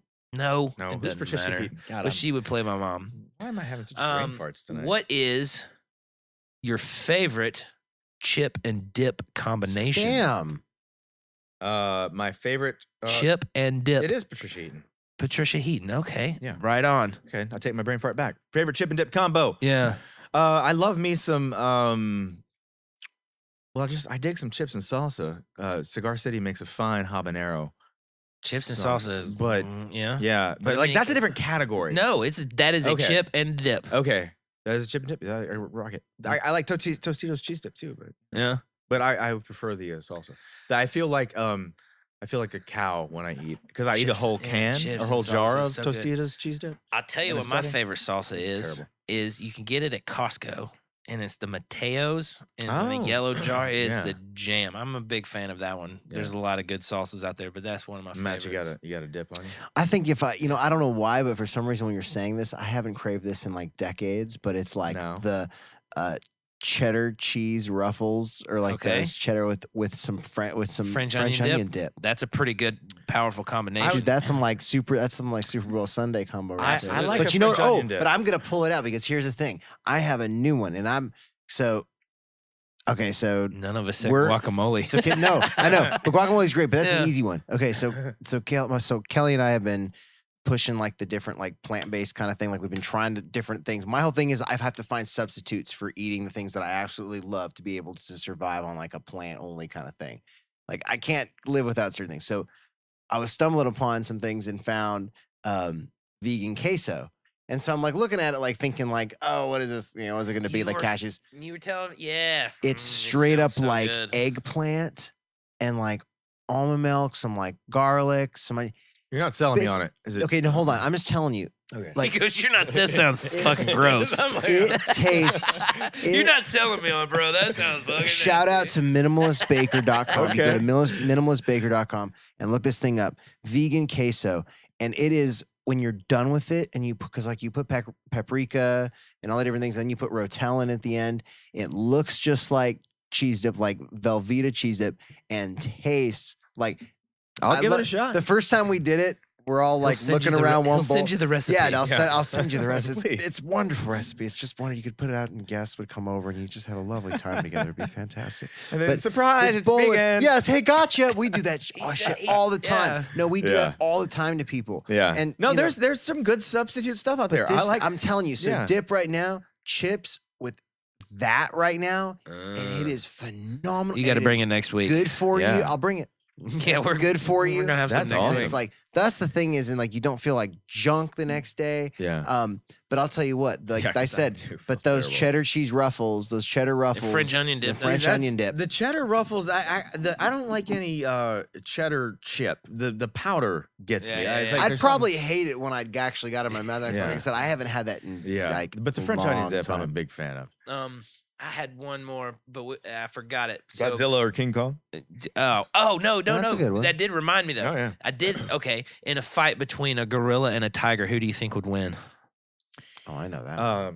Gorilla. Gorilla. Yeah, gorilla all day. Gorilla, I mean, 'cause, that's what I'm saying. But Yeah, little scratches here and there, but once he gets a hold, maybe snap, snap. I don't know. I No, mean, gorillas are strong. tigers No, gorillas are it. Tigers are really strong too. No, are And- you and talking I'm- like I'm not talking about like what because the tiger might injure it and then it would go, but the first thing that would go in that fight is going to be the tiger. Yeah, that's what I would think. I too. just because gorillas have such a ferocity. Not that tigers don't. Not to offend the tiger population. Q audience Don't out there. don't you We don't are want the experts here, You don't want folks. the Remember- tigers just to put remember, you on we're blast experts. on Twitter. I know. You know I'll be those like, God. those tigers on They get Twitter. after you. Bring it. get No, after you. tigers, bring Yeah. it. Let us know. But Let us gorillas know how get you're mean. upset. Yeah, right. Gorillas, they get mean, man. Those videos Yeah. online with it. Well- The silverbacks. I mean, we had talking about That's what I'm silverbacks. saying. Right? Yeah, full-grown male Yeah. silverback versus a ginormous fucking Yeah. tiger. Yeah, I gotta go gorilla. Ooh, I don't Has, know. has we seen that? Does that No, I don't know if that could happen. So it's your. I'm sure there's somebody in the UAE that's done that shit. You know what I mean? Yeah. Like in one of those like big Some oil Prince of companies. It's like, something, yeah. I'll bet you my Ferrari And all the versus your yeah. Ferrari. and all the that gifts they my gave- tiger will kick your gorilla's ass. I actually think they divulged all that they had to come clean with that when they put the list out of all the stuff that Trump got from his visit to the Saudis. right. So probably I think part of it on there was actually a gorilla tiger fight. God. So, but it's a Probably. it's a home kit, so you could actually take it home Take it and home set with your you. own. Just- yeah. have Just your- add water and watch them fight. Yeah. There's a whole slew of videos of like those dudes in the UAE with like their exotic pets, like playing with Oh. tigers and like Mm-mm. their baby pet tigers, like climbing up literally on top of their Maseratis and shit, and just like This is why they're play, hurricanes. yeah, right. This is why God hates us. They don't have hurricanes over there though. Mm-mm, They for got some reason. lots of oil money. Lots of oil, but it dries up. Yeah, but anyways, it's Last your question, yes. last day for a long time, possibly forever, in Nashville, Tennessee. Which is a town that you know You know enough. You know enough. You know it Yeah, well. I mean, it's in my heart. Yeah. Sure. It's my So, home. what's your last day in Nashville looking like? or perfect day. in Perfect Nashville. day in Nashville. Okay. Yeah, last day sounds morbid. Last- it's not in yeah. that morbid sense. It's just like your perfect you're day in leaving Nashville for a while. It changes so much. Yeah. where you're it's not la- working. Yeah. You're- You know, I do this often still, I guess. I guess I have a lot of perfect days. I like to revisit home. You know, I'm from Franklin, so you know, little my south? Nashville day is going to be heavily spent in Sure. Franklin. My parents owned a store on Main Street. What called store? The Attic. Oh, it was no shit. yeah, it was a few doors down from what is now Starbucks, but it used to be corner drugstore, 5 Points. Excuse me. they still have a store there, or did No, they did. They did. My parents have had a lot of jobs, so they had a store there. So, like when I was in Johnson Elementary and I get picked up, my dad walked me across the street to the Franklin Cinema when it was up and running, old school style, and I would stay there and watch 2 movies pretty much every day. And then, so that's where my influence of film came Yeah. from. And my parents would run the store, and sometimes I'd hang out with them. And then there was the Main Street Festival, take part in that. So my perfect day in Nashville is reliving the Franklin I knew, Yeah. what it was back then, and then I guess it's taking a ride up to. I got a motorcycle, so I take my motorcycle on up to around Percy Priest. I used to live over there. Go hang out some spots. Then I take it cruise on back down. Maybe swinging through Grimey's. Yeah, and then just walk around downtown and go to the honky tonks. Finish it at night. I love the honky tonks. Yeah, the I've honky always loved tonks the are honky tonks. fun. They're just a good time. They are fun. Yeah, Mhm. and I They ended really up are. there, at Especially honky on a tonks. Tuesday night. Absolutely. That's Yeah. the best Yeah. time. Shit. If you want an insider secret, Tuesdays. Yeah, Tuesdays Tuesday are nights good. are the best nights. Tuesdays are good. Yeah, no, that'd be it, man. I like the finer things, Yeah. the small things. When was brought me last? home. You mentioned the Main Street Festival in Franklin. When was the last time you went to that? It's been a few years ago. Yeah. It's been a few years ago. It's not what I it went was. like 3 or 4 years ago because April, Yeah. she still loves to go to that, and I went like 2 or 3 years ago, and I was just like, I'm not ever doing this again, ever, ever. I'm not coming back down. What here was it this. for you? Just that it's Too many people. Yeah. Too many people. It's a lot of people. So many people. Used to be pretty quaint. And I just, exactly. I know it from being a kid. Yeah. And it's not what it used to be. I mean, it was a ton of people. Yeah. Yeah. But I am excited about going to Pilgrimage Festival in a couple of weeks. Woo, woo! Look at you. Where's that? It's I don't know you know the Pilgrimage farm. Festival. All right, you know the farm. Like if you're going down 96 Franklin Road, Mhm. not 96 Franklin Road into Franklin. Yes. Yes. You know that big farm right across from the factory. Mm-hmm. They started it. This is the 3rd year they're doing it. Okay. And it's like a 2-day music festival on that farm. That's their It's dog not, training. it's not it's not camping. You go in Yeah. that night. It's just from like noon to 11 or something. Yeah. Yeah. They train police drug Yeah. dogs over there. Yeah. Yeah. And I used to live over this there. year, the headliner on Saturday night is JT, Justin Timberlake. No Can't kidding. wait to get my What? jam on. It's going to be There? awesome. And then, before him is Th- Avett Brothers. And then before that's Gary Oh, Clark Jr. God, what Like, a lineup! That's awesome. Yeah. I don't know about this. 'cause I Eddie don't live Vedder's here. the headliner on Sunday night. Pilgrimage Festival. Yeah, You've it's got to gonna be be a good one. kidding me. What Yeah. a You lineup. could probably Yeah. pull some strings and get a Huge. ticket or two. Maybe I could. When is it? It's the 23rd and 24th Of September. Couple of weeks. yeah. And it's Saturday and Metro. Sunday. Yeah. Well, I have to It- look, I'll look into it if I'm here. Maybe. Yeah. God, wow. Take an early flight in on That's September and go see crazy. Justin Timberlake at Pilgrimage Festival. See, and like going back to growing up in Franklin, who would have thought in Yeah, that right? field and there in that spot, Yeah, no kidding. you know, one of the biggest celebrities, entertainers in the world. in the world. Well, he bought into it. Yeah. And he has a spot out in Leapers Fork now. But just he knowing moved. that, like, that, Yeah. and then that would be the spot. That's so wild. Well, Lance, it's been a pleasure, It's been buddy. wild. Thanks for coming and What a doing time. this. I've unloaded a lot mean- of shit on you guys. It's been great. I mean, I feel like I Good. owe you. It's all right. It's cathartic. Yeah, it's all Yeah. good. and just to Thanks let for the beers. anybody that's What going to a- listen. So you brought them. I mean, and the whole way this came about was you saw that I posted that was doing this, and you just commented, you're like, "Hey, what's this?" And I like the and show, I immediately man. responded I'm saying, glad you "Hey, did. will it. you Yeah. be a guest?" Yeah, And no, you were like, "Absolutely." I let's love what make you it guys are happen." doing, and yeah, I think it's awesome. I've always respected you, looked up to you It's as fun. a entertainer yourself. Remember the first time I saw you play sax on stage? I was like, "What?" Yeah, And then I play some He saxophone. tears it up. Bongos and all sorts of stuff. Anyway, I love the show. Much Thanks, success man. to you guys. And, go Titans. Lance Smith, Tighten up. Yes. go Titans. Yeah, so You'll get see it. him on Sunday. So people don't want got- you here oh, in town. we Wednesday got to nights. at least ask. Well, let's close on this. What do you think's gonna give us a little rundown on what do you think's gonna happen on Sunday with the Lombardi Titans? Trophy this year, Yeah, baby. what's go- Lombardi Trophy. Let's go. Who are we playing? By the way, I don't know. Don't watch much football. No, I don't. Oakland Raiders coming to the town, third year in a row, just by way of scheduling. Third year in a row, the Raiders are coming to Nissan Stadium. We are 0-2 in the past few years. So on opening day, no, or just against the Raiders. just coming here to our Yeah. house. You know, we don't play in the same division, so it's Sure. rare this happens, but it's happening just the way the schedule is matched up. And they've got they're a mirror team. Go into mode. Come on, Go all right, into so here beast we go. mode. Give us beast mode. Here we go. Lance Smith, Titans rundown. Well, We're out. it's funny you should say that, Adam, because excuse me, clear my throat. Oh, he's gonna get the water going. This is exciting.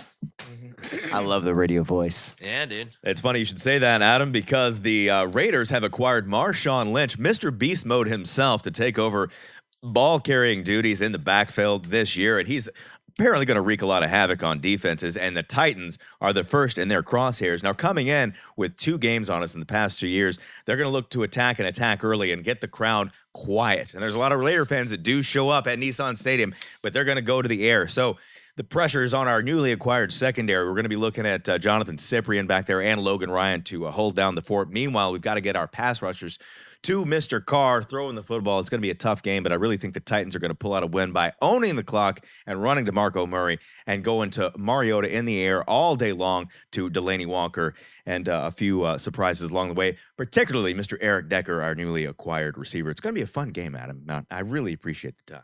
Yeah! Woo! Don't know what it means, but that was awesome. That's what I'm talking Time's about. up. And on that note, it is another one in the books. Thank you, Lance, very much for doing this. Lance, so much. This is awesome. And we'll see y'all next week, folks. Next week, we got Kelsey Kopecki. We're going to be live on Wednesday instead of Thursday. That's so right. Check it out. Keep your calendars there then. She's a great songwriter. She was in the Kopecki family band. She's great and got a new LP out. Check it out on iTunes. And we'll see you next week. Awesome. Watch us on, listen to us on iTunes. Mwah! Ow! Music. That was fucking awesome. I know. That's right. And Lance. Thanks, everybody. We love you. And we'll see you soon.